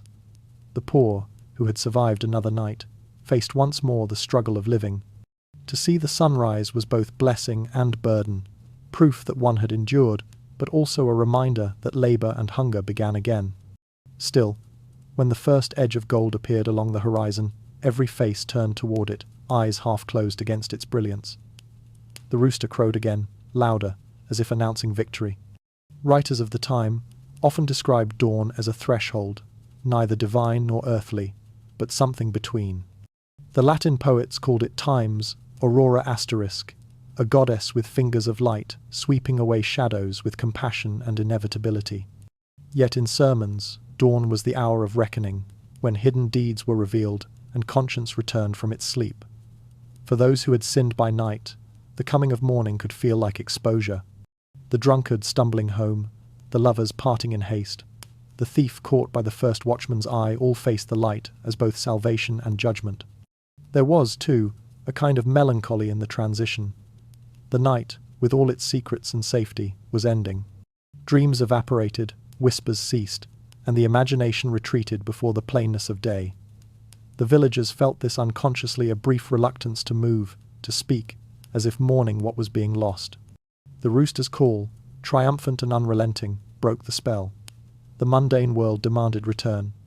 Animals stirred first, dogs shaking frost from their fur, cattle lowing for feed, birds beginning their cautious song. Soon after came human sound, the rhythmic thud of axes splitting wood, the clatter of buckets at the well, the murmur of voices greeting the inevitable. The spell of the night dissolved, but traces of it lingered in the mist, in the slow way people moved, in the hush before the full sunrise. The world felt fragile, newly made. To stand in that hour was to sense both presence and departure. Something invisible withdrew even as something new arrived. Perhaps that is why so many superstitions clustered around the cockcrow. It was not just a bird's cry. It was the sound of boundaries breaking, the dead returning to silence, the sleepers returning to waking, the unseen slipping back into mystery. Today, the hour still exists, though we rarely notice it. Most of us sleep through it, or sit behind glass, watching our screens instead of the sky. Yet the world still changes hands in that moment. The stars fade one by one, the first light paints the earth in silver, and for an instant the world feels hollow and infinite at once. It is the hour when imagination loosens its hold, but does not yet let go the space between fear and relief, between memory and day. In medieval times, people met that hour with reverence and unease. They crossed themselves when the rooster crowed, whispered thanks to the angels, and stirred the coals to life. They knew what we have forgotten, that dawn is not merely the end of night, but the reminder that nothing, not even light, arrives without mystery. Soon, that mystery will expand. From this single hour, we move into a wider rhythm, the great circle of time itself, where dawn and dusk, death and rebirth, follow one another in endless procession. For as the light rises higher and the mists burn away, humanity once again faces the eternal question. Not only how to survive each day, but how to find meaning in its return. Every dawn, in the fragile quiet between shadow and light, the world began again. The medieval mind understood this instinctively. The sun's return was not taken for granted, but celebrated as a renewal, a cleansing of all that had crept through the night. The first glimmer over the horizon was both miracle and mercy, a promise that darkness would never last forever. For those who had survived the long cold hours, the sunrise was more than light, it was reprieve. In the villages, the rebirth of the sun marked the true beginning of life. Farmers stepped from their cottages, their breath still visible in the morning air, and turned their faces eastward. They would pause for a heartbeat, feeling the faint warmth reach them across the frost. Some crossed themselves, others simply nodded to the light, a quiet gesture of gratitude. The same ritual repeated every day, in every season, unrecorded and unchanged humanity's most ancient prayer. The sun was not just warmth, it was order. Its rising reassembled the world after the chaos of night. Bells rang from church towers, calling people to Lord's the prayer of dawn. In monasteries, robed figures moved like shadows through cloisters, chanting verses that echoed the rhythm of the rising light. Gloria Patri, they sang, voices trembling with sleep and devotion. Their words rose with the mist, as if carried upward by the same invisible force that lifted the sun. To them, time was circular, not linear. Every dawn was not a step forward, but a return, a small echo of the first morning of creation. In manuscripts of the age, monks often described time as a wheel, endlessly turning. The sun was its axle, the sky its rim. When light returned, so did meaning. The labourer knew where to sow, the merchant when to open his stall, the shepherd when to move his flock. Each person's routine revolved around that cosmic heartbeat. Even those who never looked up understood that their survival depended on its constancy. Yet there was something deeply human in how they greeted it, not with awe alone, but with relief. The world of night was one of imagination and fear, but dawn belonged to the senses, smoke rising from chimneys, bread baking, the chill lifting from stone.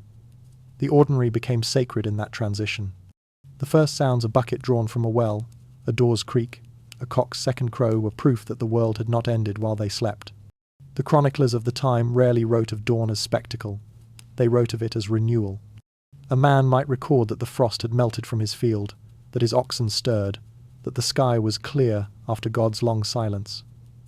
The language was simple, but beneath it lay something profound, a belief that survival itself was divine.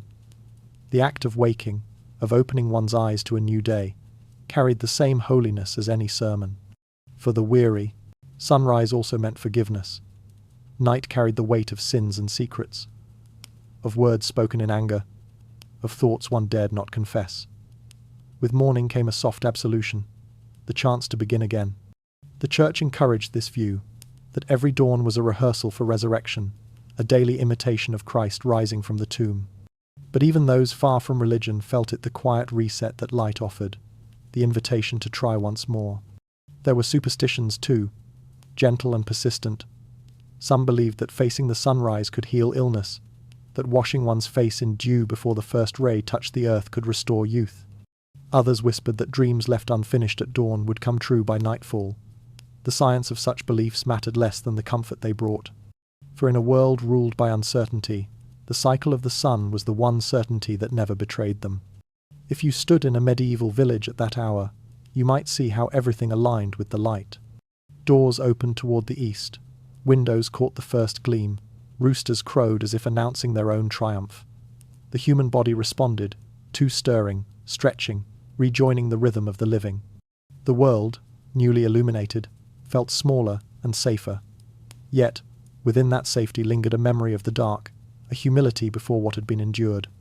There is a calm beauty in imagining those dawn's smoke rising in pale spirals, the low hum of prayer, the shimmer of dew on untouched grass. Each morning was a covenant renewed between humankind and the heavens. The people did not think of it as poetry. They lived it. To them, the sunrise was not just the turning of the earth, but the reawakening of hope. It reminded them that every struggle, no matter how endless, bowed to light eventually. In truth, we still live by that same rhythm, though we rarely notice it. Every morning we, too, reset not always with prayer or gratitude, but with quiet endurance. We brew our coffee, check our clocks, scroll through our glowing screens, rituals of light in their own right. The forms have changed, but the impulse remains, to seek assurance that the world is still intact, that we have once again crossed safely from darkness to day. Perhaps this is why the sunrise continues to hold power, even for those who never look directly at it. It speaks to the oldest instinct within us, the need to believe in beginnings. Every dawn, no matter how ordinary, carries the echo of humanity's first awakening. It tells us that survival itself is sacred, that endurance is its own kind of grace. As the sun climbed higher, the village would stir into motion. Smoke thickened from chimneys, wheels turned, and the noises of daily life resumed. Yet for a few precious moments, everything had been still suspended in that perfect balance between shadow and flame. The night had ended, the light had returned, and the world, against all odds, continued. Every sunrise was a small miracle, disguised as routine, a gentle resetting of the fragile order that bound heaven to earth. And though the people of that age never wrote of it as philosophy, they lived by its truth, that the sun does not simply rise, it forgives. From this quiet renewal, our journey turns once more to the traces such lives left behind. For though each dawn erased the fears of the night, something of those hours always remained carved into wood, written on parchment, whispered in stone. The light may have reset the world, but it could not erase its memory. The past never truly disappears. It lingers in fragments, in soot, in scratches, in ink faded by centuries of light. To walk through the remnants of medieval life is to move through layers of quiet memory, each mark a whisper from hands long gone. Some traces are grand cathedrals and castles, but others, smaller and humbler, hold the greater truth. The history of the night, especially, survives not in monuments, but in the faint impressions left behind by those who once lived inside its silence. If one looks closely at the lintels of old cottages, faint carvings can still be found, symbols etched into the wood to keep evil at bay. Circles overlapping, crude crosses, letters once sacred but now indecipherable. They were drawn by candlelight, perhaps by trembling fingers, prayers made physical.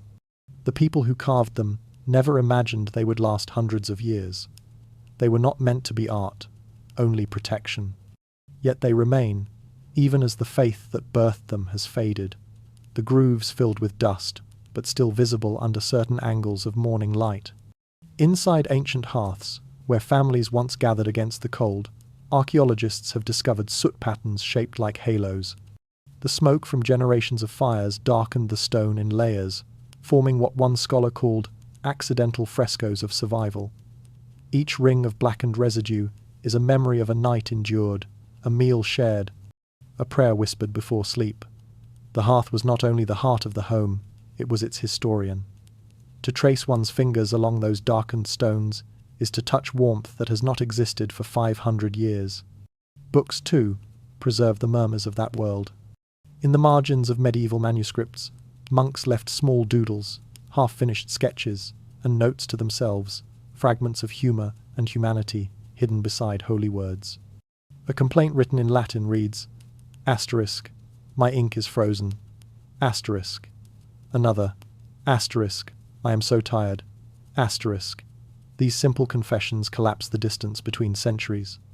The scribe becomes not an anonymous hand but a living soul, sighing in candlelight, yearning for dawn. Even the uneven rhythm of their script tells a story of fatigue, devotion, and the long patience required to outlast the dark. Some manuscripts carry fingerprints, where the ink bled through thin parchment. Others bear tiny burns where candle wax fell, momentarily setting the page alight before being smothered. Each blemish is an unintentional monument to the night, proof that history was made not by daylight alone, but by weary eyes struggling against its absence. The preservation of knowledge was, quite literally, a war against darkness. And then there are the markings no one meant to leave, footprints impressed into the clay floors of abbeys, finger marks along the edges of pews, worn smooth by centuries of kneeling, the grooves in staircases where feet, countless and careful, followed the same path between dormitory and chapel. These traces are not relics of power, but of presence. They belong to ordinary people whose names were never written, whose lives passed quietly, but whose motions shaped the very surfaces they touched. Historians and archaeologists piece together such fragments with reverence. Each stain, each carving, is a sentence in a language that requires patience to read. They brush away centuries of dust, not merely to recover artifacts, but to resurrect moments. A scorch mark on a beam becomes evidence of a hearth fire that nearly consumed a home. A child's small handprint in dried plaster becomes a declaration of existence, proof that laughter once echoed where only silence remains. The discipline of studying such remnants is less science than empathy. It asks the scholar to listen, to imagine, to complete what is missing without rewriting what is true. In some ruined churches, faint paintings still cling to the walls, angels with faded wings, halos reduced to ghostly rings of pigment. They were once radiant beneath candlelight, their colours alive in the flicker of flame. Now they hover at the edge of disappearance. Yet even in their fading, they teach us something about endurance, that beauty can survive erosion, and that meaning can persist even when its surface has crumbled away. There are also relics of fear. In certain attics and chimneys, researchers have found shoes, dried herbs, even animal bones offerings sealed within walls to ward off evil. These hidden caches reveal a private form of faith, one the church never sanctioned but never fully erased. The night, with all its unseen dangers, required physical defences as much as spiritual ones. To hide a shoe was to hide a prayer. To bury salt beneath a threshold was to tell the world, asterisk, not here, not tonight, asterisk. Each discovery deepens the sense that the medieval night was not empty, but crowded with memory. The objects left behind are not silent. They hum with residue of breath, of fire, of hope. They remind us that the human instinct to leave a mark is timeless. Whether through a carved sigil, a note in the margin, or the simple act of surviving until dawn, people have always reached for continuity. They wanted, above all, not to vanish completely. It is humbling to realize how much of their world survives by accident. A misplaced book beneath a collapsed roof, a carved cross shielded by plaster. The things that endure are not the things designed for eternity, but those touched most intimately by life. The grand stone towers crumble, but a soot stain on a hearth remains. A crown rusts. A doodle of a cat in a monk's psalter lives on. History, it seems, favours the human over the monumental. If one listens closely in these quiet ruins, the past still breathes. Not in voices, but in texture, the uneven surface of a wall, the smoothness of worn wood, the soft crumble of parchment under fingertips. Each trace is a kind of pulse, faint but steady, telling us that we are not so different from those who came before. We, too, leave our marks, on paper, on screens, in the fleeting impressions of light and thought. The tools have changed, but the longing behind them has not. And so, as the dust settles and the archaeologist's brush stills, we are left with more than fragments. We are left with the realization that memory is both fragile and indestructible. The night may have swallowed their voices, but their presence remains etched into the world in ways they could never have imagined. From these remnants, the story turns inward once more. Beyond the evidence of stone and ink lies something harder to preserve, not the things they built, but the emotions they carried. The next step is not downward into the earth, but inward into ourselves, into what we have forgotten to feel about darkness and silence, and why those feelings still matter. There was once a kind of silence that no longer exists. It lived in the deep folds of the medieval night, the pause between the last whisper of prayer and the first cry of the rooster, when darkness covered the world entirely. In that silence, the air felt alive, not empty. Every creak, every sigh of wind carried weight. People could hear their own hearts, the crackle of the fire's last breath, the whisper of their own thoughts expanding into the space around them. It was not comfort, exactly, but connection to the world, to time, to something vast and unspoken. Now, that silence is gone. We have replaced it with the steady hum of electricity, with the soft white noise of progress. The night no longer belongs to the dark. It belongs to our machines. The sky glows faintly orange above cities, clouds illuminated from below by the collective insistence that we must never truly stop seeing. Light has conquered everything except the quiet need for mystery that still hides within us. The medieval night was not kind, but it was complete. It demanded humility. To step into the dark then was to admit your place within it, to accept that there were limits to your control. You could not chase every sound or name every shadow. You could only listen. The people of that world feared the night, yes, but they also spoke to it. They told stories into it, built rituals around it, prayed to survive it. In that dialogue, fear became reverence. The dark was not emptiness, it was presence. Electric light changed everything. The first street lamps were triumphs, symbols of safety, civilization, victory over danger. People could work later, walk farther, dream bigger. But with each new bulb, the stars retreated. The once infinite sky shrank to a dim halo above glass and steel. And in that unbroken glow, something delicate disappeared. The rhythm between exposure and concealment, between knowing and wondering. We traded the poetry of shadows for the certainty of brightness, and with it, we lost the art of seeing with imagination. Today, darkness is a rarity. Most of us have never experienced it in its true form, the kind that swallows everything until your mind begins to invent outlines of its own. When the lights go out now, panic replaces awe. We fumble for phones, for flashlights, for proof that we still exist. We've forgotten how to trust our other senses, how to listen, how to smell, how to wait. In medieval nights, people listened their way through the world. They could tell the difference between wind through wheat and wind through wood, between a mouse in the rafters and something larger outside. They lived in a symphony we've muted with our hums and engines. Sometimes, the absence of silence feels louder than sound itself. We fill every moment with chatter, with screens, with the illusion of connection because emptiness now frightens us more than it did them. Yet the silence they knew was not empty. It was a shared pulse, a kind of living darkness that invited reflection. It made prayer possible, made dreams vivid, made stories necessary. It was the soil from which imagination grew. Without it, everything we create risks becoming shallow light without shadow, sound without depth. Imagine, for a moment, turning off every light.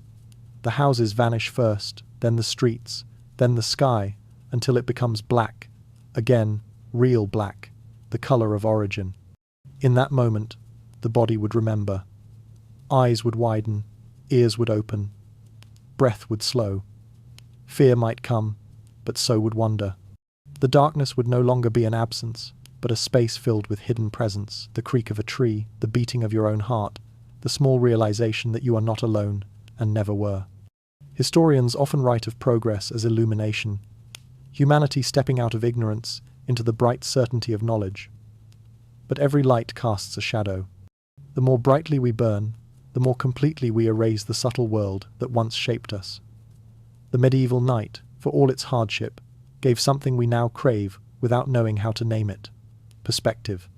It reminded people that the world was vast, and they were small, that existence was balanced delicately between light and void.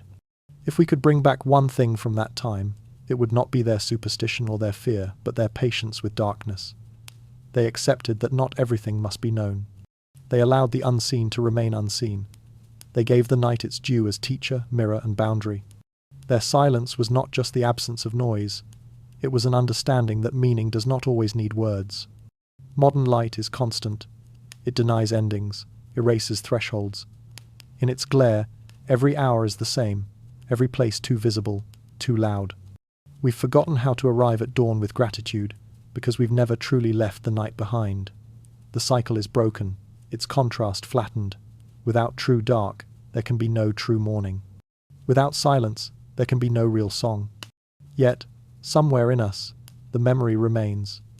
Insomniacs, night watchers, travelers under dim stars, all still feel the pull of that ancient silence.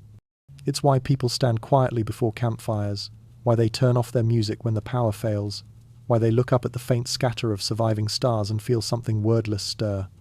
The darkness calls, not as an enemy, but as an inheritance. The medieval world may be gone, but its lessons still whisper through the cracks in our brightness. They tell us that progress is not only the gaining of power, but the remembering of limits. That silence, true silence, is not an absence to be feared, but a space in which the world can breathe again. If we could switch off every light for just one night, perhaps we would rediscover what they once knew, that the world is more than what we can see, and that peace begins not in sound or sight, but in the gentle acceptance of mystery. And as the last imagined lamp fades from view, we return inward, to the darkness that still lives within us, the oldest and most private kind. For it is there, in that unlit space, that the self begins again. When we look at the modern night, it feels nothing like the medieval one. The world hums now, engines, circuits, the faint electric pulse of screens that never truly sleep. Yet beneath the noise, beneath the soft blue glow of phones and the constant scrolling of restless fingers, something familiar remains. The tools have changed, but the longing has not. We are still the same sleepless creatures, still whispering to the dark, still searching for company and meaning, while the rest of the world dreams. Our screens flicker where candles once did. The glow is colder, steadier, but it serves the same purpose, a fragile circle of light to push back uncertainty. We sit before it, eyes reflecting its shimmer, much as monks once bent before their oil lamps or mothers watched over sleeping children by firelight. The light keeps us connected, but also contained. We tell stories through pixels now short, endless ones, sending them into the ether like prayers into the void. Somewhere, someone responds, and for a moment, the vastness between us feels smaller. It is a new kind of medieval village, scattered across continents, bound by invisible threads instead of roads. If a traveller from the 14th century could step into our world, they might not recognize the machines or the cities, but they would know our eyes. They would see the same fatigue, the same flicker of curiosity, the same hunger for connection that drew them to fire and song. They would recognize our restlessness, our need to fill the quiet with words, our fear of silence. For all our progress, we have not escaped the night. We have simply built brighter cages within it. Consider the way we keep vigil. We stay awake long past, reasons some for work, some for worry, some for the comfort of being alone when the world goes still. The medieval night had its watchmen, its thieves, its monks at prayer. We have our insomniacs and midnight thinkers, our writers, gamers, and dreamers, staring into artificial dawn. We, too, inhabit the borderlands of consciousness, those hours when thoughts grow strange and honest.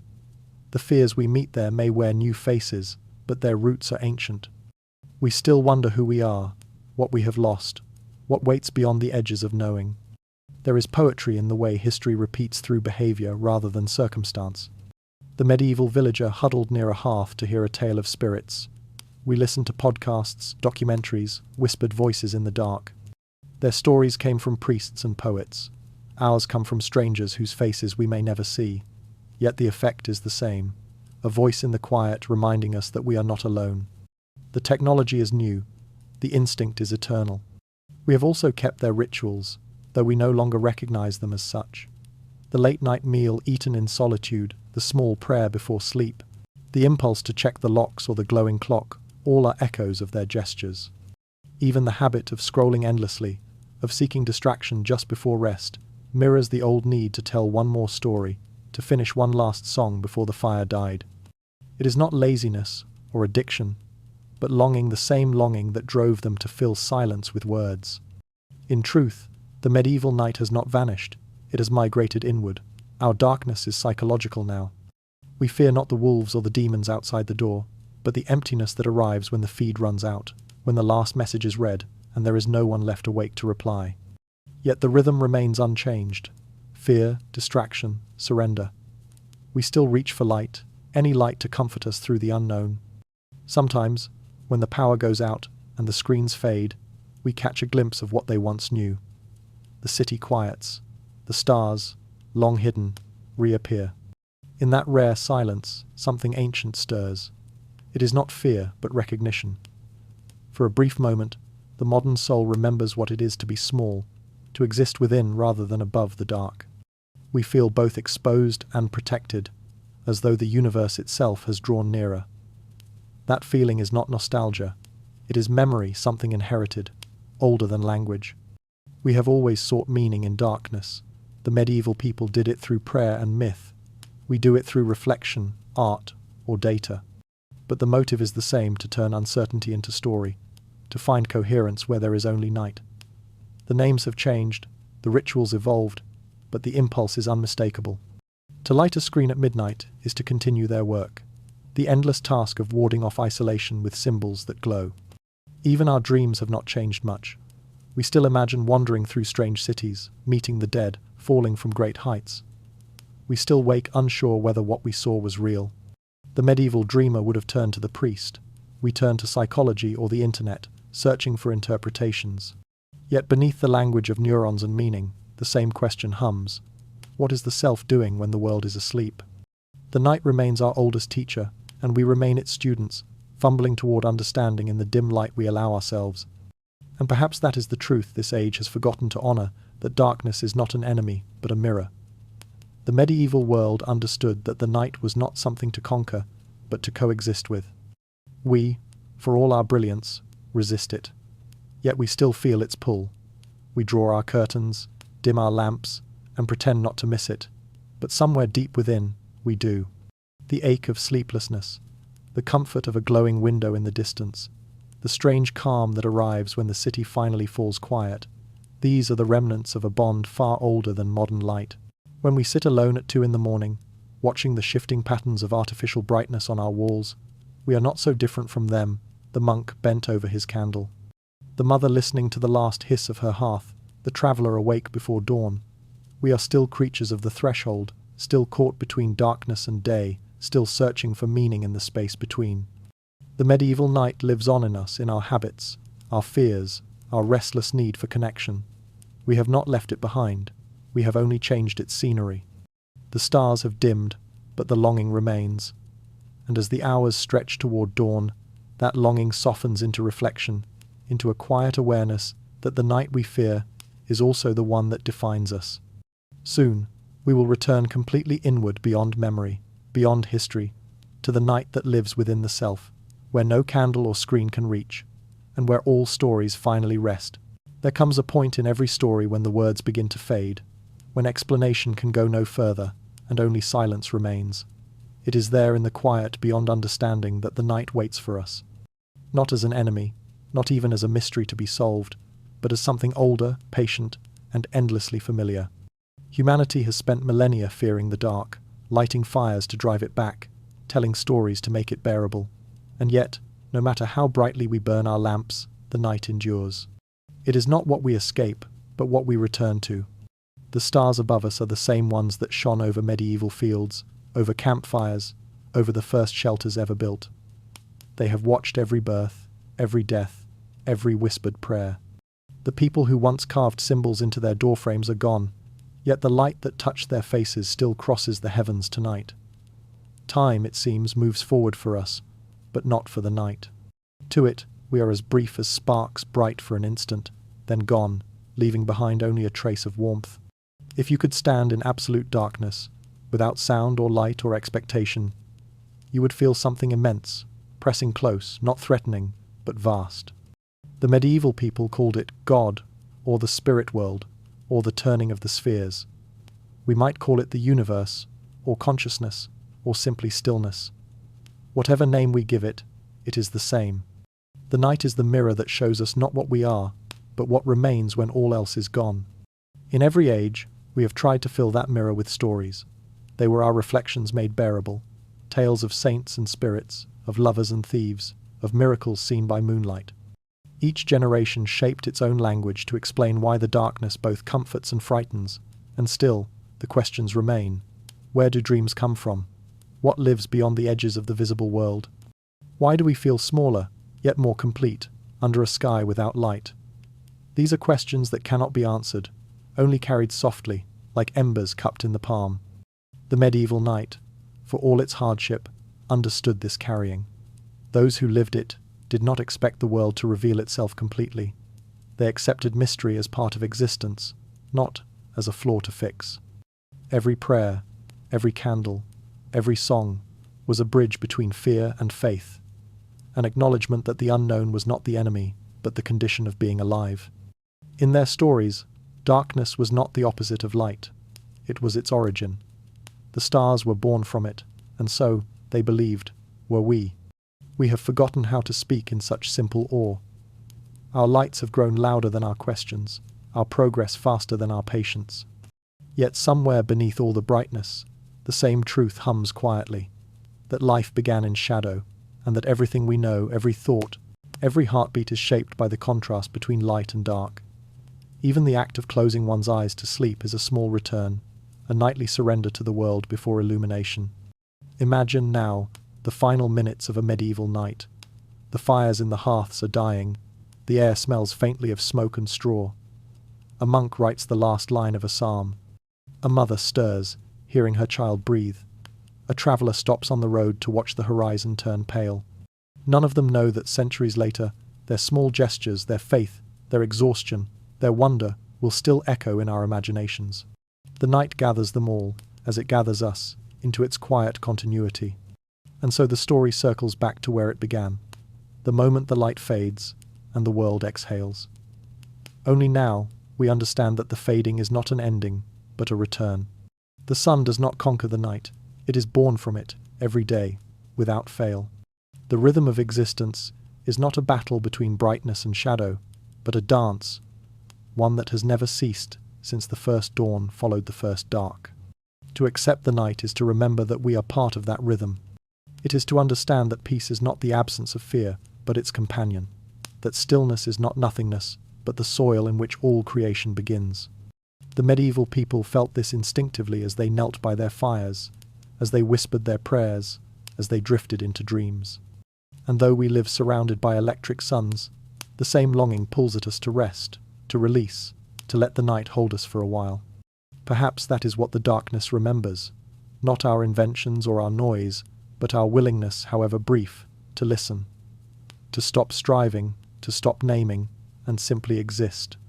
In the end, the night asks nothing more of us than that, to be still, to be present, to let the world be larger than our understanding. Look up, if you can, and imagine the sky as it was then, vast, silent, infinite. Each star is an old story, each shadow a reminder that not everything must be seen to be real. Somewhere beyond the horizon, another dawn waits, just as it always has. But for now, let the dark remain. Let it breathe. Let it remind you that everything, faith, love, creation itself began here, in the quiet before light. The night is not a void. It is the origin of all things.